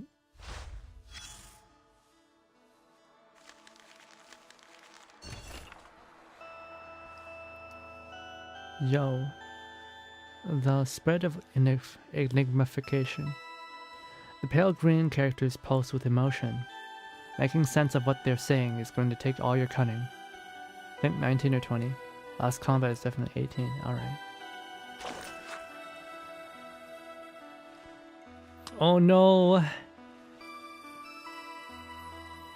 Oh no! It's like IRC. Oh no, this isn't IRC. I don't think this is an IRC. This is a ye old 4chan. It's Foundation 4chan. It's ye old 4chan. Yeah. IRC is not like this. Not structured like this.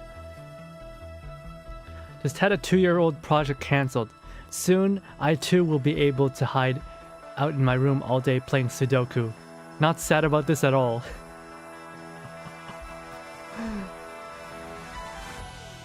Did they bring it back from the future? Did they bring 4chan back from 1999? I wouldn't start celebrating just yet. Looks like you're about to lose your vacation time since there's a shortage of staff everywhere. What are they gonna do? It's not like a simple number theory. Major like me can contribute to rebuilding in the wake of the storm. Nothing's going to stop me from going on vacation. Nothing. Would you look at that? The enigmification is spreading nicely. Good. At this rate, I'll have the entire Laplace break room all to myself. As more people start slacking off, supplies will be cut too. You might get to hog all the daily meals from all of Laplace, but that's probably the best you'll do. You know, it'd be hilarious if a bunch of random numbers and formulas turned out to be the key of defeating the storm, and you get roped into a non-stop 24/7 work trying to crack it, with Madame Lucy interrogating you 3 times a day about your progress. That sounds absolutely disgusting. I need a nap just at the thought of that. Oh, and as part of the humanitarian gesture, I'll make sure your voice gets added to the machine too. Well, isn't that something? There are still poor souls who didn't get a vacation even at a time like this, with all these non-essential projects getting cut. And there's plenty like John from the medical team, John from the mechanical engineering group, and John from material science. Basically every non-theoretical department is pulling all-nighters to rebuild Laplace under Madame Lucy's brand of ruthless pragmatism. John. It's all just Johns as far as the eye can see. It really makes you wonder if the storm was part of a conspiracy by the Johns to steal funding from the rest of the teams and justify their overtime pay. Coincidence? I think not. That's very like 4chan. Conspiracy theory. Yeah, I know. I used to play Sudoku quite a bit. In the newspapers, they usually had a Sudoku.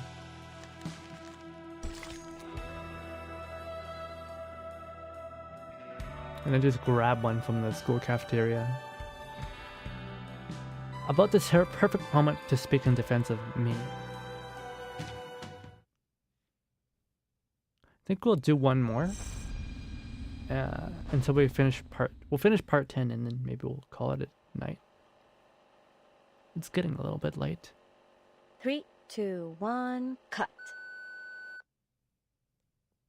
And just so we're clear, everything went well as usual. The video in this disc, to put it simply, is too much for anyone to handle. Guess what it's used for?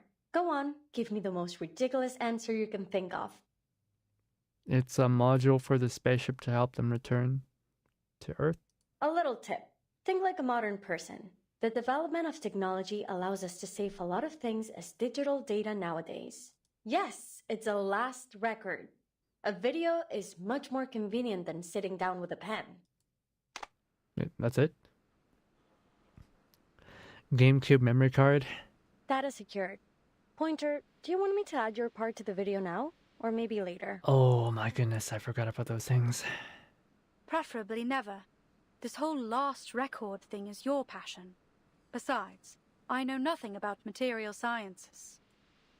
But you spent so much time transcoding the incantation. You simply must show up in my video. Please, I insist. We're a team. We shouldn't miss anyone's perspective, no?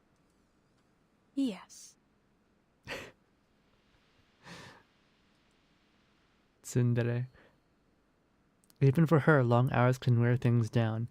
There's a trace of fatigue in her otherwise calm reply, a lag in her response. Super. Then let's take a look at our work so far and learn from our mistakes. Well, my mistakes.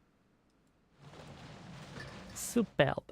Oh my god, the French is Pointer infecting and I me. had been working on the teleport disc at the Placid's Cosmodrome. More specifically, our interim mission was to determine how to transport supplies to space stations and spacecraft using teleport incantations.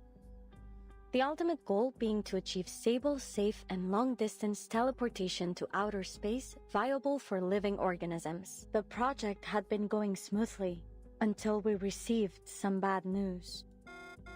Due to a policy change at Laplace, most projects in Placid's were being suspended.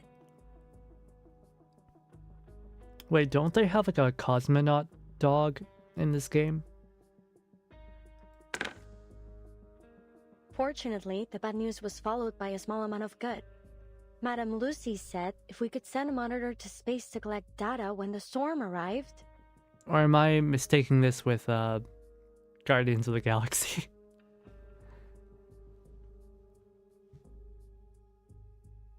How this type of pond diorama becomes a normal thing. Me too. We'd be allowed to continue with our project. It was a vital opportunity to make our contribution to deciphering the storm. There were only 3 major issues to solve: manpower, energy supply, and determination. As you can see, the first 2 issues have been solved by our new members.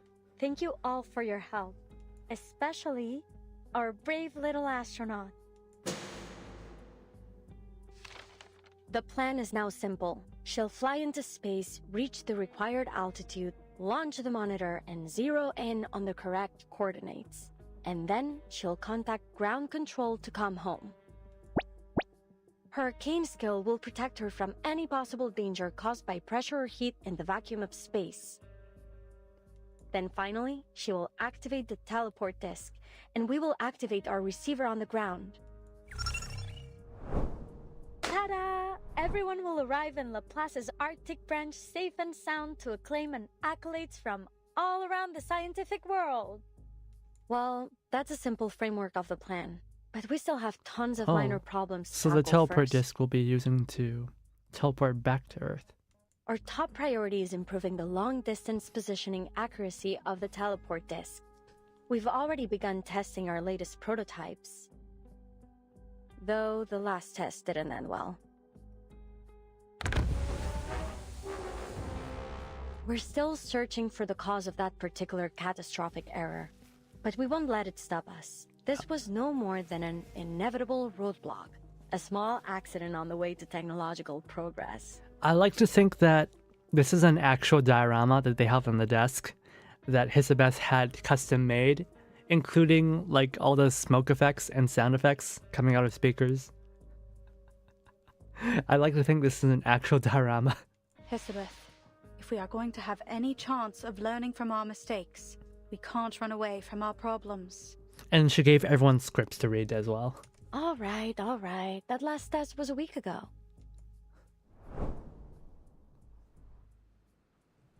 Same as the last time. Though we've made some improvements, we still need an intelligent creature to run the test. And I guess it'll be me again. Are you sure? Considering the danger and your value to the project, I think you ought to let me. How can I ask anyone to try my invention if I wouldn't use it myself? Now, what are you waiting for? Get to the safe zone. Oh, and remember to secure the blast door. She explodes, doesn't Skipperina she? asked about the test yesterday as she was feeding the fish. She said she's been able to control her power more now. You'd be much safer with her help. We're a team, right? We sink or swim together. As the clock strikes the hour, a small figure peeks in through the door. My training just finished. I hope I'm not late, Miss Elizabeth. Well, we did have a pretty bad accident, but thanks to Kipperina's arcane skill, no one was too badly hurt. Winsong is one cool teacher, and that girl's a phenomenal student. See, she doesn't have a bad arcane skill. She's actually got a really good one. The margin of error remained high, a significant problem for sure. But we'd learned our lesson after spending all that time recovering in the ward. That is, that we should prepare for the worst, so that those who survive will know what to do with, our legacy. Why did you have to word it like that? Our last record matters, my friend. I don't think that's what Pointer meant when she told us to learn from our mistakes. Before Hisabeth can pinch its mouth shut, the little snake ducks back into her hair. Again, I emphasize that safety must come first in the lab. It is my first and most important protocol. Windsong and I left for all of 10 minutes, and by the time we got back, each and every one of you ended up on death's door. And now I find out you've even petitioned for a postponed evacuation. This is getting ridiculous. Oh, so wait, they wrote the donor cards earlier. In case we die. You know how tight the schedule is now that the storm emergency plan has been activated, don't you? The silver lining is that now we know that we have exactly 3 months. We can still optimize the procedure and improve the disc and... Enough, Sylvie! Oh, that's her real name. Pointer cuts her off. Her tone is serious. Oh, come on, friends. Can we just calm down and discuss our schedule over dinner? Name day trying to smooth everything along. I believe Miss Pointer was only trying to suggest a better plan. I am. I suggest we stop all work on this project immediately. The young man is caught off balance, unable to find the words to ease tension in the room. What? He's Why? trying his The best. situation really isn't that dire. Miss Elizabeth is right. We shouldn't be discouraged over one accident, Miss Pointer. The damage wasn't too severe. Only 3 months left, yet our latest achievement was a total catastrophe. I know what you're all thinking. That the odds are still good, and it's more or less safe to continue. But all that is a weighted gamble. Nothing matters more than your lives.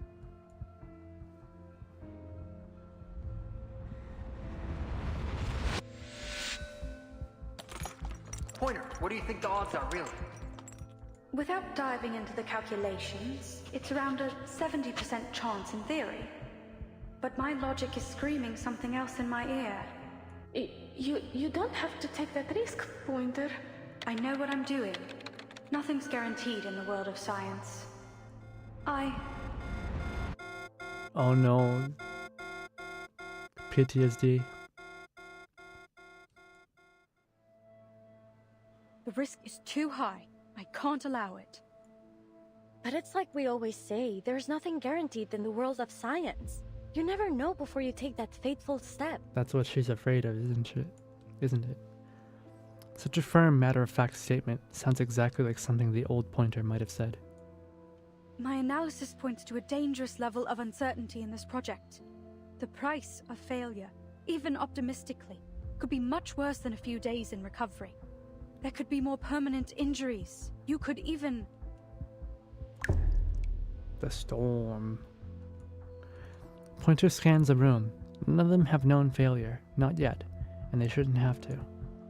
You've seen how things, places, people just disappear in the storm. You need to stop this insanity before that happens to us. Don't you understand? I really don't. Why should we stop? She thinks for a moment. Then a spark of inspiration flashes. No, you're right. We shouldn't pretend as if it's normal to risk our lives for this. At the end of the day, if we die, our research dies with us. I feel like there's something diabolical she's about to do.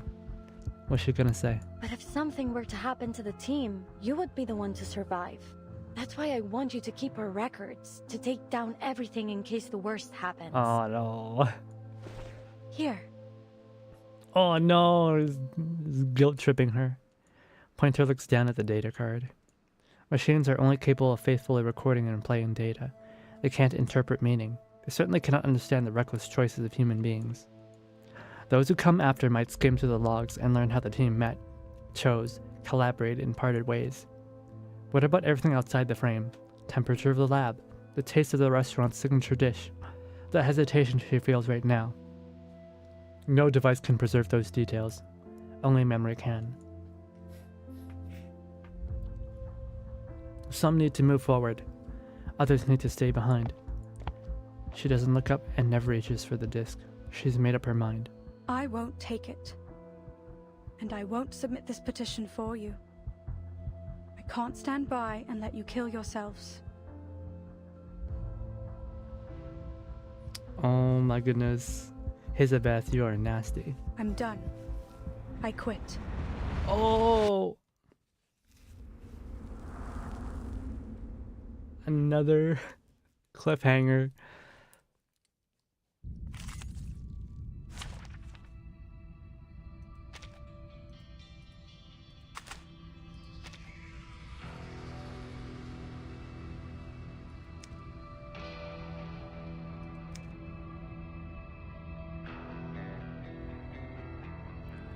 Training robot holds recorded data on literature relating to solitude.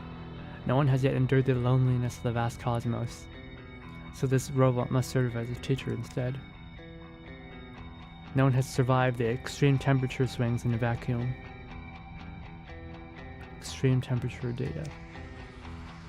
No one has yet danced in zero gravity. Ooh.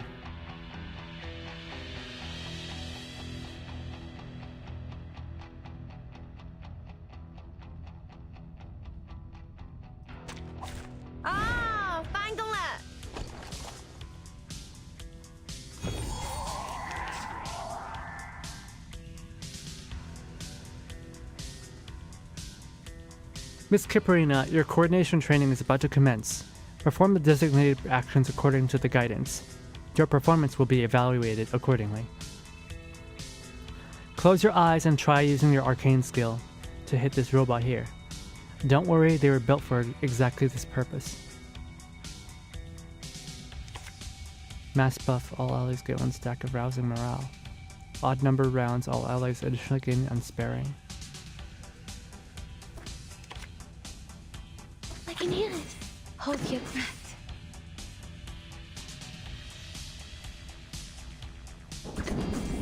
Or maybe take a deep breath. Robbie the robot-ass looking robots. Yeah. I've got your back.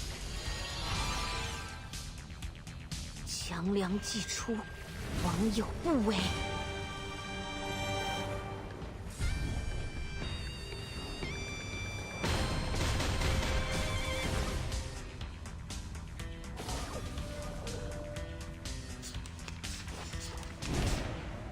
Proceed as before, but now focus your attention on this distinct unit.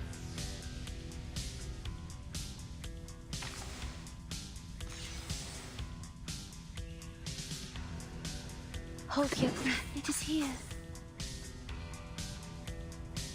Copy that! Or maybe take a deep breath. Так ярко и тепло.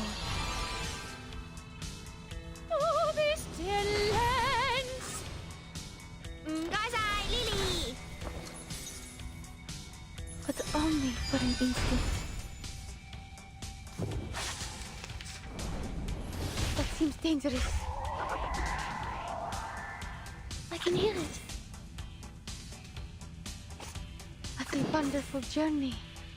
Situation has... Please stay behind me, Xiangliang. Please lend me your power. Даже далеко в космосе. Все равно здесь, со мной.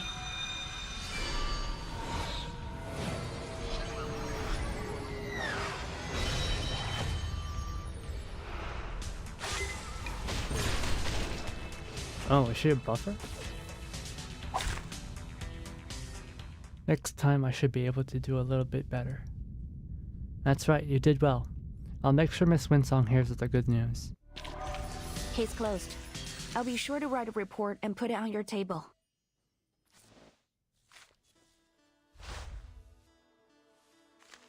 Alright. I'm gonna use the bathroom real quick, and then we'll read through this last part.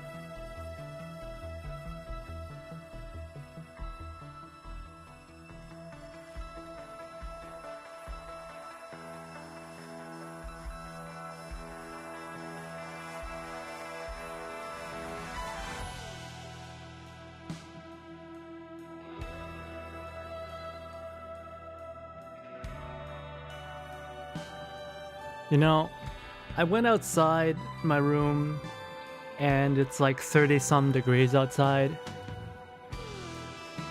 And I realize I'm really thankful that I have AC now. If I did not have air conditioning, I don't think I'd be able to stream at all. It's just too damn hot.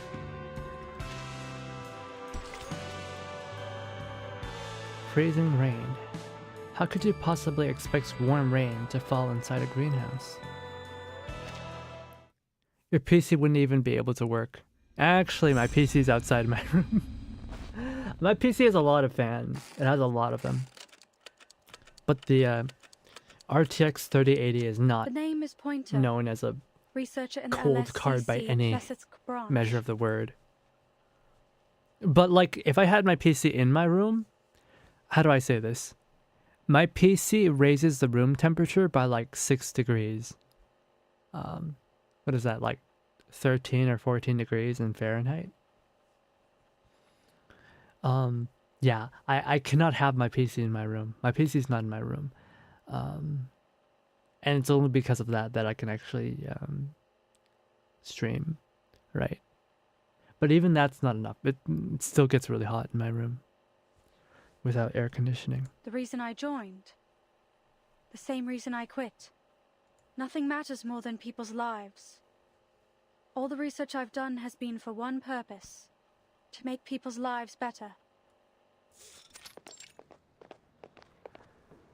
Pointer, there you are. How's everything going?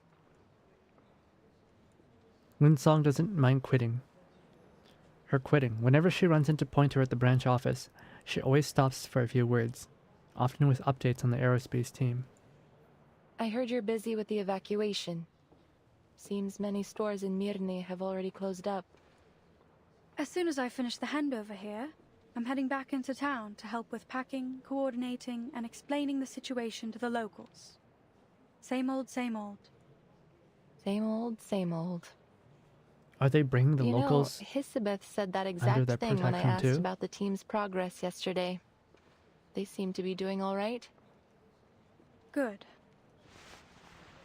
Winsong takes a small bag out from her coat, nudging the conversation in a lighter direction. Oh, by the way, I've got some seeds left. Do you want to take them off my hands? Do I look like a gardener to you? Well, it's just that I Wow. heard from a few people here in Mirny that a Laplace researcher was giving out sunflower seeds. And it wasn't me, so I've been wondering just who it could have been. Don't you want some? Seriously, everyone loves them. On the day Pointer left the Plaset's Cosmodrome, she handed out these seeds to everyone she passed. What was she thinking? Maybe she wanted to break all ties, to stop herself from turning back. She keeps his bag, saving it for the right moment. Thanks. So, who ended up signing the application? Hisabeth will, when she goes to collect the monitor and report our research to Ludwig. She says it's more likely to get approval that way. They don't know when to stop, do they? They don't know the meaning. Oh. Stop. If the fish get startled, then they won't eat anything. Stop. I see, Miss Hisabeth. She sprinkles the fish food carefully over the water's surface, hoping these fragile little creatures might cling to some instinct to survive. I finished the full inventory check. There's more runium left than we thought. Now, where should I put these useless old files? I was thinking we could use them for draft paper. Maybe you can turn them into a knife or something. A knife would be more useful at this point. You know, to cut fruit or whatever. Or whatever. Actually, that card there on the table would work better for that. He's so dorky. Why's that? It's all about the material. Metal makes a better edge than paper. Never quite understood why you made them like that.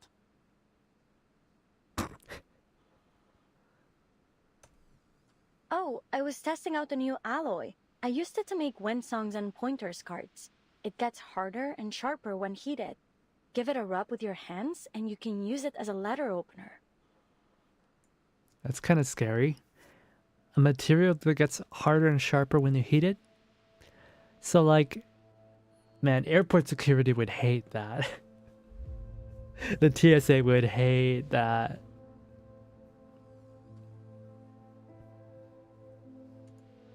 They're trying not to bring up Pointer's departure, to pretend like everything is still just as it was. The ritual still isn't stable enough. We need a specific location or area to set as a destination in advance. But first, we need a way to pinpoint a recognizable area. The formula should be... Miss Winsong sent me a message.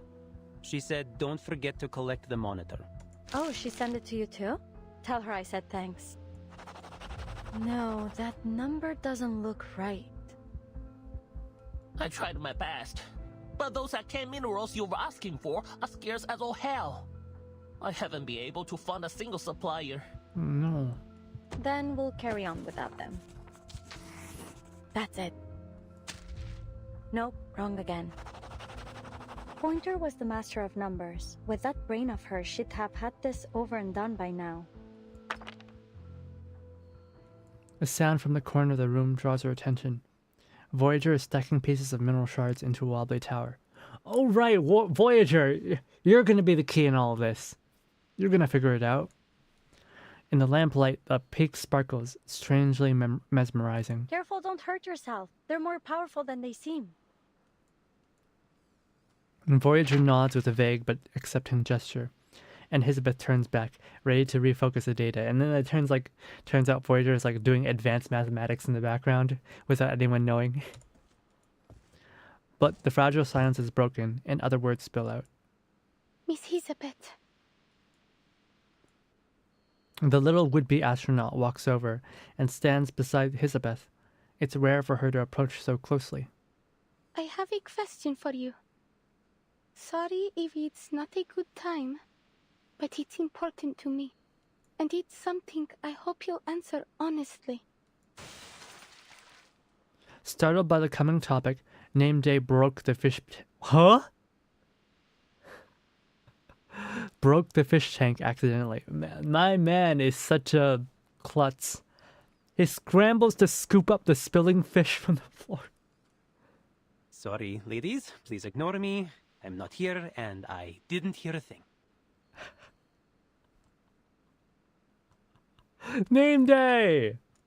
Но если я заплачу, мисс Киперина, умная молодая девушка, неудивительно, что она быстро во всем разобралась. Вы согласны? But if I pay, Miss Kiperina is a smart young lady. It's hardly surprising that she'd be quick to figure things out, don't you agree? Huh. Elizabeth looks down at her. The upturned face is young, but so very determined. So, what's your question? Miss Pointer said something before she left. About places and people disappearing into the storm. Wait. He was speaking in Russian, right? So how did Elizabeth understand? She's French. It's hard to believe that she would ever give up on our mission. Unless she knew the price of failing was truly horrible. Then the storm can't just be some normal kind of natural disaster. This storm will destroy everything. Won't it? She doesn't even know how long that question has sat in the pit of her chest. In her glass marble eyes, Elizabeth sees a brightness welling up. She doesn't know how to respond, but silence can be an answer too, and the girl understands. All the people we know, all the bears, birds, these fish, everything. The lost future that you talk about. Was it the first to disappear? Or are there more that have been lost? Will the same thing happen to our time? Things are much worse than you let on. Oh no. What else has She figured changed it out. in the future? And the light in her eyes never fades. Not completely. Caprina has long understood that tears won't change anything. Many things changed. Some things won't last nearly as long as people think they will. For you, the world might seem to have turned upside down, but life will go on. Pointer is gone. Windsong has her own geological surveys, and now everyone that's left seems to be looking to Elizabeth for answers. She tries to choose her words deliberately, but she has hardly ever been comforted, so she doesn't know how to comfort others. So, now that you know what's at stake, are you ready to officially join Laplace? I'm afraid there is still a great deal I cannot tell you until then. Many of the answers you're seeking are classified, for employees only. Pardon me, Miss Elizabeth, but given the danger of the mission we are expecting Kipperina to perform, I think she has the right to know what the storm really is. He says while dropping the fish. I understand that you don't want to go against Laplace's rules. These episodes are some extremely low-level drama. I mean, it do be how it be. I mean, it's better than soaps, man. Anything's better than soaps. But I'll bet there aren't any rules against me figuring it out. And you simply nodded. Am I right? Oh, wow. This girl.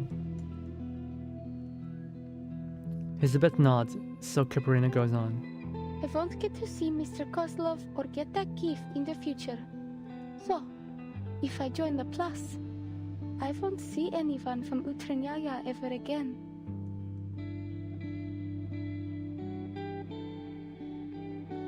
That's true. She hesitates, but at last nods again. The choice is yours. I won't force you to do anything. Yeah, but they definitely do not want her to die with them, if they knew. Remember the day we first met in the restaurant? I said I would write you a recommendation. I was serious. I still am. In fact, it's already done. Winsong has signed on to it too. And our Foundation friend behind you is prepared to offer another guarantee, just in case. We will make a recommendation for your friend Voyager as well, but that's all we can do. I'm afraid we can't protect everyone, nor can we make this decision for you. Do you want to keep going? The question isn't just for Kipperina. If they recover the data, if that data is any good, maybe someday no one will have to worry about the storm ever again. But what if they put their lives in jeopardy and gain nothing from it? If you don't, you'll be allowed to return and accept what's to come. But if you join us, there is a chance to change things. That is her only answer. The only answer she needs to keep going.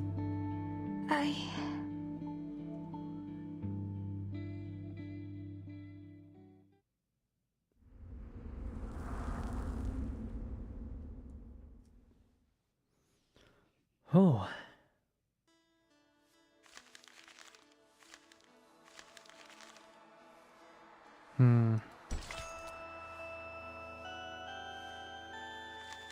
Do I want to go for one more? I think I can go for one more. We'll end it at yeah. We'll end it at 11. Chapter number 11. Or node number 11? Part 11. Poems come by chance. I'm grateful for the times I felt exhausted and uninspired. They never put my pen down.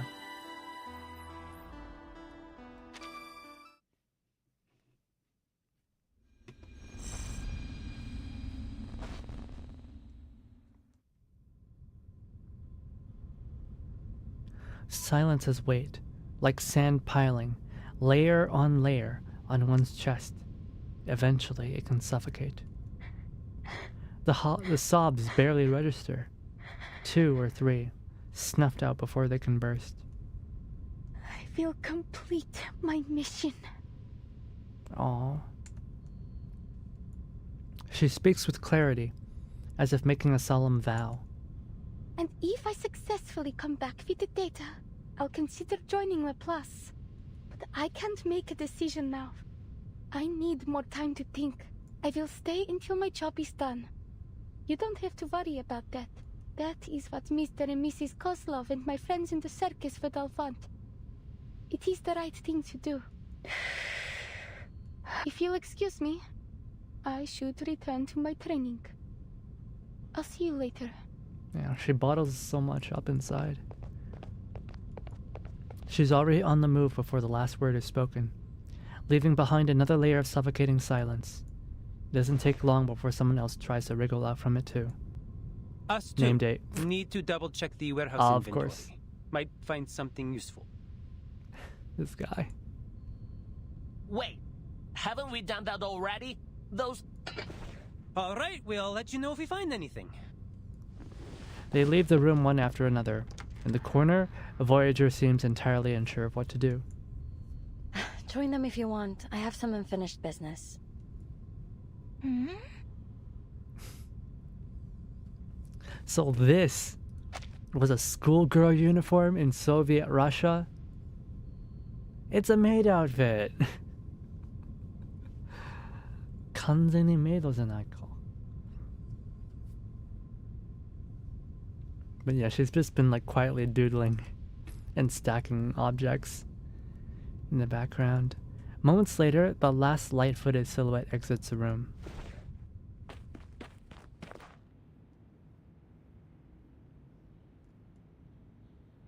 The familiar gold glint rests at the far end of the hallway, her head lowered against the wall. A Voyager tries to approach, but hesitates, stopping mid-step. She looks around to make sure the hallway is empty, then lifts her violin onto her shoulder.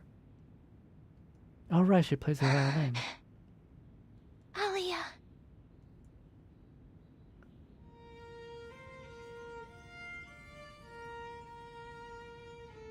Right, what's her power again? Was that you? Did you just say my name? Right, they mentioned she has a Arcanum skill, right? You weren't up to... As she sees those flickering sparks, her voice falters. Shh.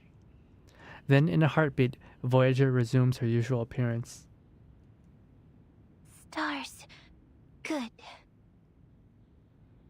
Alia. Happy.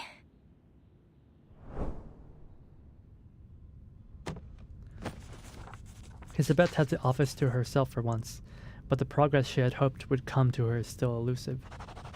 After yet another failed calculation, she sets her pen down and reconsiders her goals. These calculations need to be finished today. The teleport ritual requires the caster to recite the location. It could be understood as calibrating in a way. Let's continue with that thought. The destination must be preset, and the ritual casts through incantation.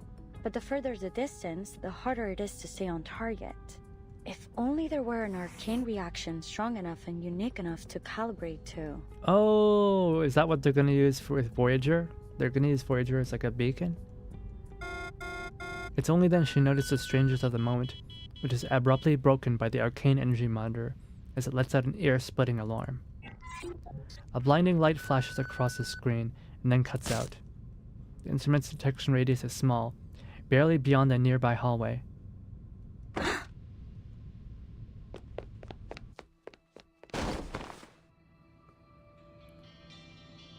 She narrowly avoids a full on collision on the doorway. Luckily, she catches herself using the girl's shoulder. What happened? Are you alright, Miss Isabeth? Was that you? Did you cast that arcane skill just now? No, those energy levels were too high for you, beyond most arcanists. Who was with you just now? Voyager. Oh. Did they never stop to ask Voyager to use her arcane skill? They just took her in? Willy-nilly? She was just trying to make me feel better. Did it interfere with your experiments? I apologize, Miss Isabeth. I promise it won't happen again. She just left. If you want to find her, I'll go with you. Are you saying she was the one that cast that arcane skill? Yes. It was so pretty. It was like a neutron star.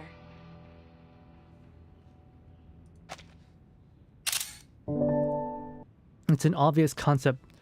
It's obvious that the concept is beyond Kiparina, but she tilts her head expectantly. It's a type of highly magnetized star that emits powerful beams that can be traced to show us its precise location. We call them the beacons of space. Oh. Such a strong arcane reaction would be so bright that it'd be trivial to locate even from an extreme distance. I don't know much about space, but it sounds like the difference between finding a star in the sky and looking for the sun. But then the universe is also very big. I imagine if you were looking from far enough away, even the sun would seem small. Mad, I'm afraid you're right. When comparing all the stars in the observable universe, our sun is far from the largest or brightest, only the closest. We can't assume proximity in our case. But then, there's still got to be a way, no? She's becoming French. Capturing the fleeting aura, she propels a new train of thought forward. Before the storm arrives, the levels of arcane energy in all affected areas will be greatly amplified. But what about places that won't be affected? Perhaps then the trick will not be to look for the light in darkness, but for the darkness in the light. Like finding a dim bulb in a string of Christmas lights. Will you be able to do that? That seems hard. Elizabeth places her hand on Kiparina's shoulder. If and that's the promise. case, I can adjust the portion of runium in order to focus the disc precisely on placets. If this works out, then I guarantee you will arrive home safe and sound. 1987, Plesetsk, 2 months before the storm. Understood. Take care. She ends the call and waves at the silhouette walking her way. What are you up to? I've been communicating with the garrison in Mirny. They've picked up some abnormal critter activity during their patrols. Another batch of residents is set to evacuate too. I'll head over to help them shortly. What about you? Your geological survey? Are you staying at the branch, or will you head back to HQ? Haven't found anything that's worth digging up yet, but I've decided to give it another try. Should be back here in time for the evacuation. Though I'm hoping to stick around for my little apprentice. She said she'll only give us her decision on joining Laplace once she's back from her mission. I can't wait to hear the good news. You still pretending not to care? My concern, whether it exists or not, will have no tangible effect on their That's results. such a... I just hope they don't kill themselves for nothing. That way of talking about things is so... doesn't sit well with me. Hisabeth is planning a final teleportation test the day after tomorrow. I'll be observing from the meeting room. You know, the one we always use upstairs? Early in the afternoon. Sounds like an invitation. I'll likely be in Mirny by then. A brief silence follows. In the pause, Winsong deftly shifts the topic to the conspicuous glass tank in the crowd. Hey, Ulrich. We meet again. You look even worse than when we last met. Is this just banter between friends? Ah, Miss Winsong. What the hell is that? And Pointer? What the hell is that?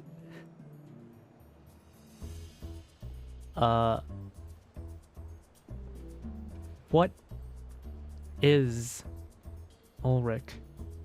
I don't... A piece of ink suspended in a glass bubble? What is this guy? What have we here?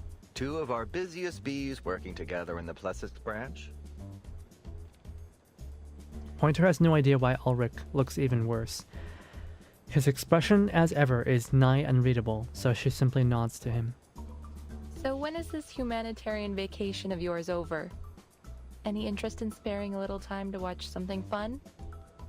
If by something fun you mean Dimitri's party, then thanks, but no thanks. No, not that. I told you about it before. Hisabeth's teleport disc experiment. Ah, yes, that one. You know, word of it is already spreading through HQ and all the other branches. And? What's the impression? You're gonna fail. I wouldn't categorize it as good, but it has certainly become a contentious topic. At least one of the bigwigs is supportive, Madame Lucy. It seems she intends to keep our experiment going either way. She even invited a prominent string theory researcher to HQ. As I said, even if we don't get the results we hoped for, the work itself can be illuminating. Yeah, even if Cabrina dies in space, you know, we can learn some things about that. The silent researcher at last offers a wave to attract the attention of the room. Excuse me. I have obligations to attend to. Let's talk again later. She walks off, leaving Ulrich and Winsong to watch as her figure passes into the hall and away. Several minutes pass, then Winsong gasps. Bean, I forgot my badge. And Pointer's gone. How am I supposed to get back to the lab? Bleen. Sorry, Ulrich. Do you mind walking me back? Wait. Is she bullshitting? Is she lying? By the way, you didn't answer whether you'll be at Hisabeth's experiment. Winsong's sneaky. Why is everyone so sneaky?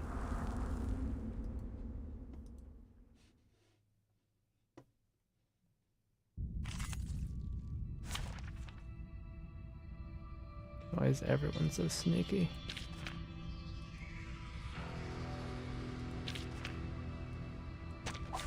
Easier to fight here than a back alley.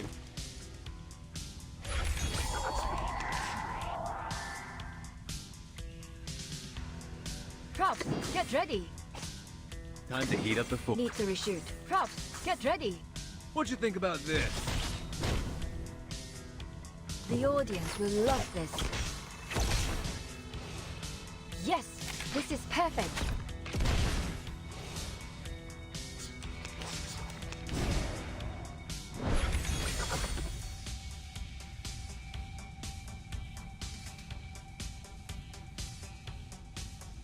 Copy that, easy lah. A sharp blade. Ha! Thunder Talisman, scientific version. I'm an artist with steel.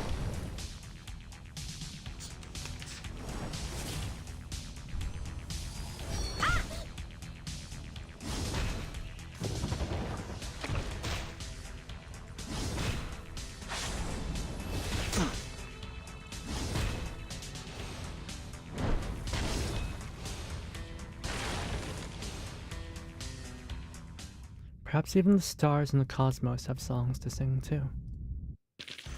Cut. 犀利喎.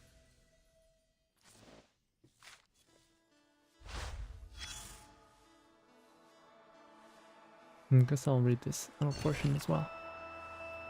To Camille. Wait, to Camille? Sorry. We just finished, what was it?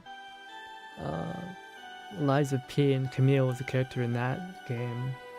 So who's the Camille in this one? Literature may be divided into countless intricate schools, yet what it ultimately conveys is remarkably simple.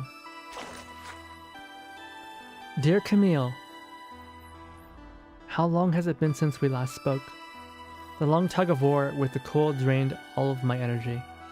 Only today did I manage to warm up enough to dip my tail in ink and write to you.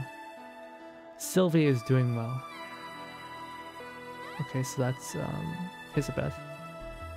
Maxime and Alexander always help her and think in parallel. Oh! They're talking about their family? And Monique, as usual, keeps things under control at critical moments. Serpent has been showing more and more signs of thought lately. I think it's only a matter of time before he speaks. Helene is sleepier than ever, staying in heated rooms around the clock. As for Chantal and Pierre, they're the same as always. And me? I didn't just hibernate. The local literature has filled the gaps in my collection that Sylvie once ruthlessly discarded. The Melusins were deeply moved by these authors' vivid portrayals of suffering and death. Yet even within the darkest themes, the author's exploration of new paths brimmed with vitality, dreams, and a defiant sense of romanticism. Whenever I read the literature to her, her memories became unusually vivid, and she recalls one line in particular with striking clarity, from Pasternak's February. The truest verses arise by chance, tempered in the fire of pain. Of course, there's no way to verify this, and Sylvie would never admit to it. But I believe she's the most romantic in our family. Or maybe the second... Ow. Bit my tongue.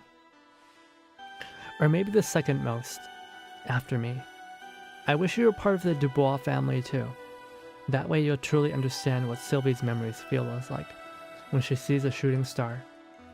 I truly hope we can talk about all of this someday. Maybe after Sylvie's little challenge is complete, you could visit Plesetsk. I promise Sylvie and I will both be warmly waiting for you. Your dear friend, Estelle. Alright.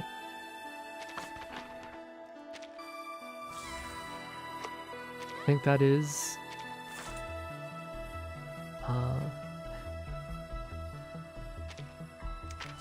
enough reading for one day.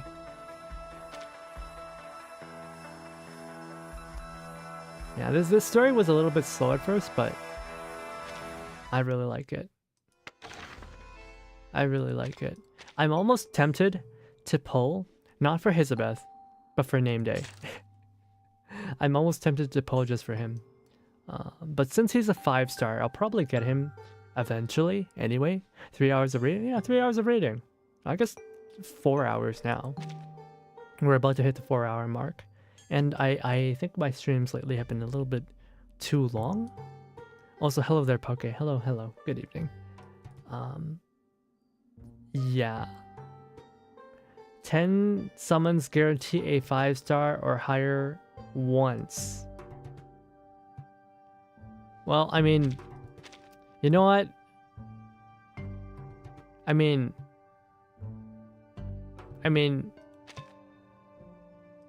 actually, I kind of do want Voyager. But you know what? It's only 10 summons. We'll get name day, and I think he's cute, so he's a support DPS. Nice buff.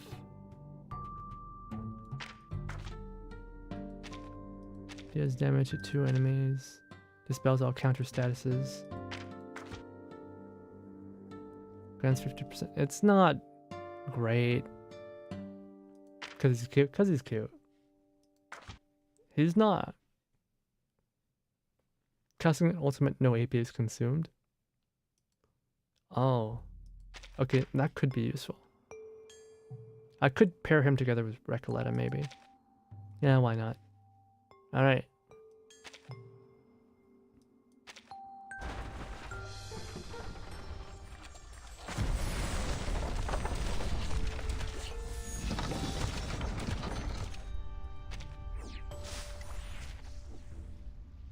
I got trolled, man.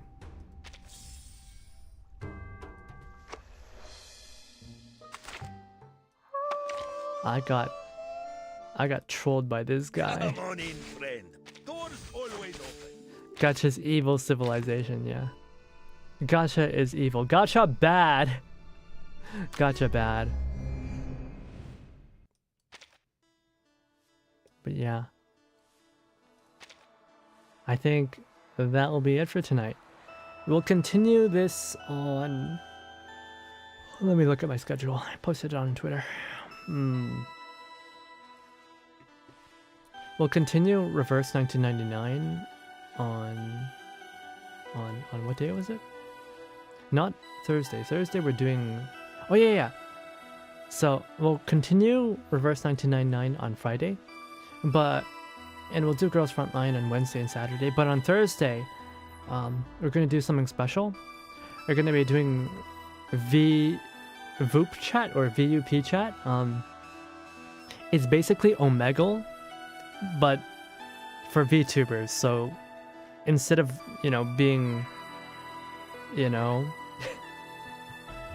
instead of being flashed with some things you don't want to see, you'll get a strange anime person talking about topics that weird you out. So that should be fun. I've seen some of my friends do into group chat, and it's apparently, I don't know, it seems really like everyone seems nice, but some people seem maybe a little bit strange. I don't know. Hopefully I get paired with very autistic people and I just have to like nod and listen to what they say without really having to put in any input on my own, you know? So that no one will see how bad I am at social situations. Anyways, I believe that will be all for today.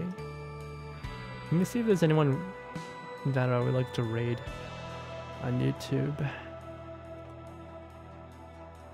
Let's see. Xander is on. Plum's on.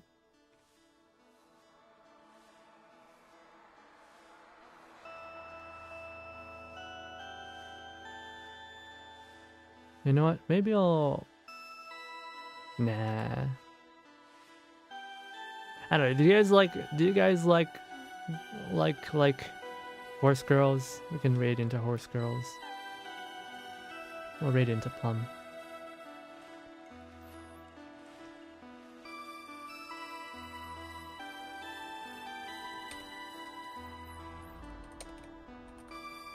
Nearly everyone is playing that. Yeah, pretty much. I'm not playing it. I'm not. You won't catch me dead playing a Japanese gacha game. Anyways, I'll see you guys later. Bye bye. Please say hello to Plum for me.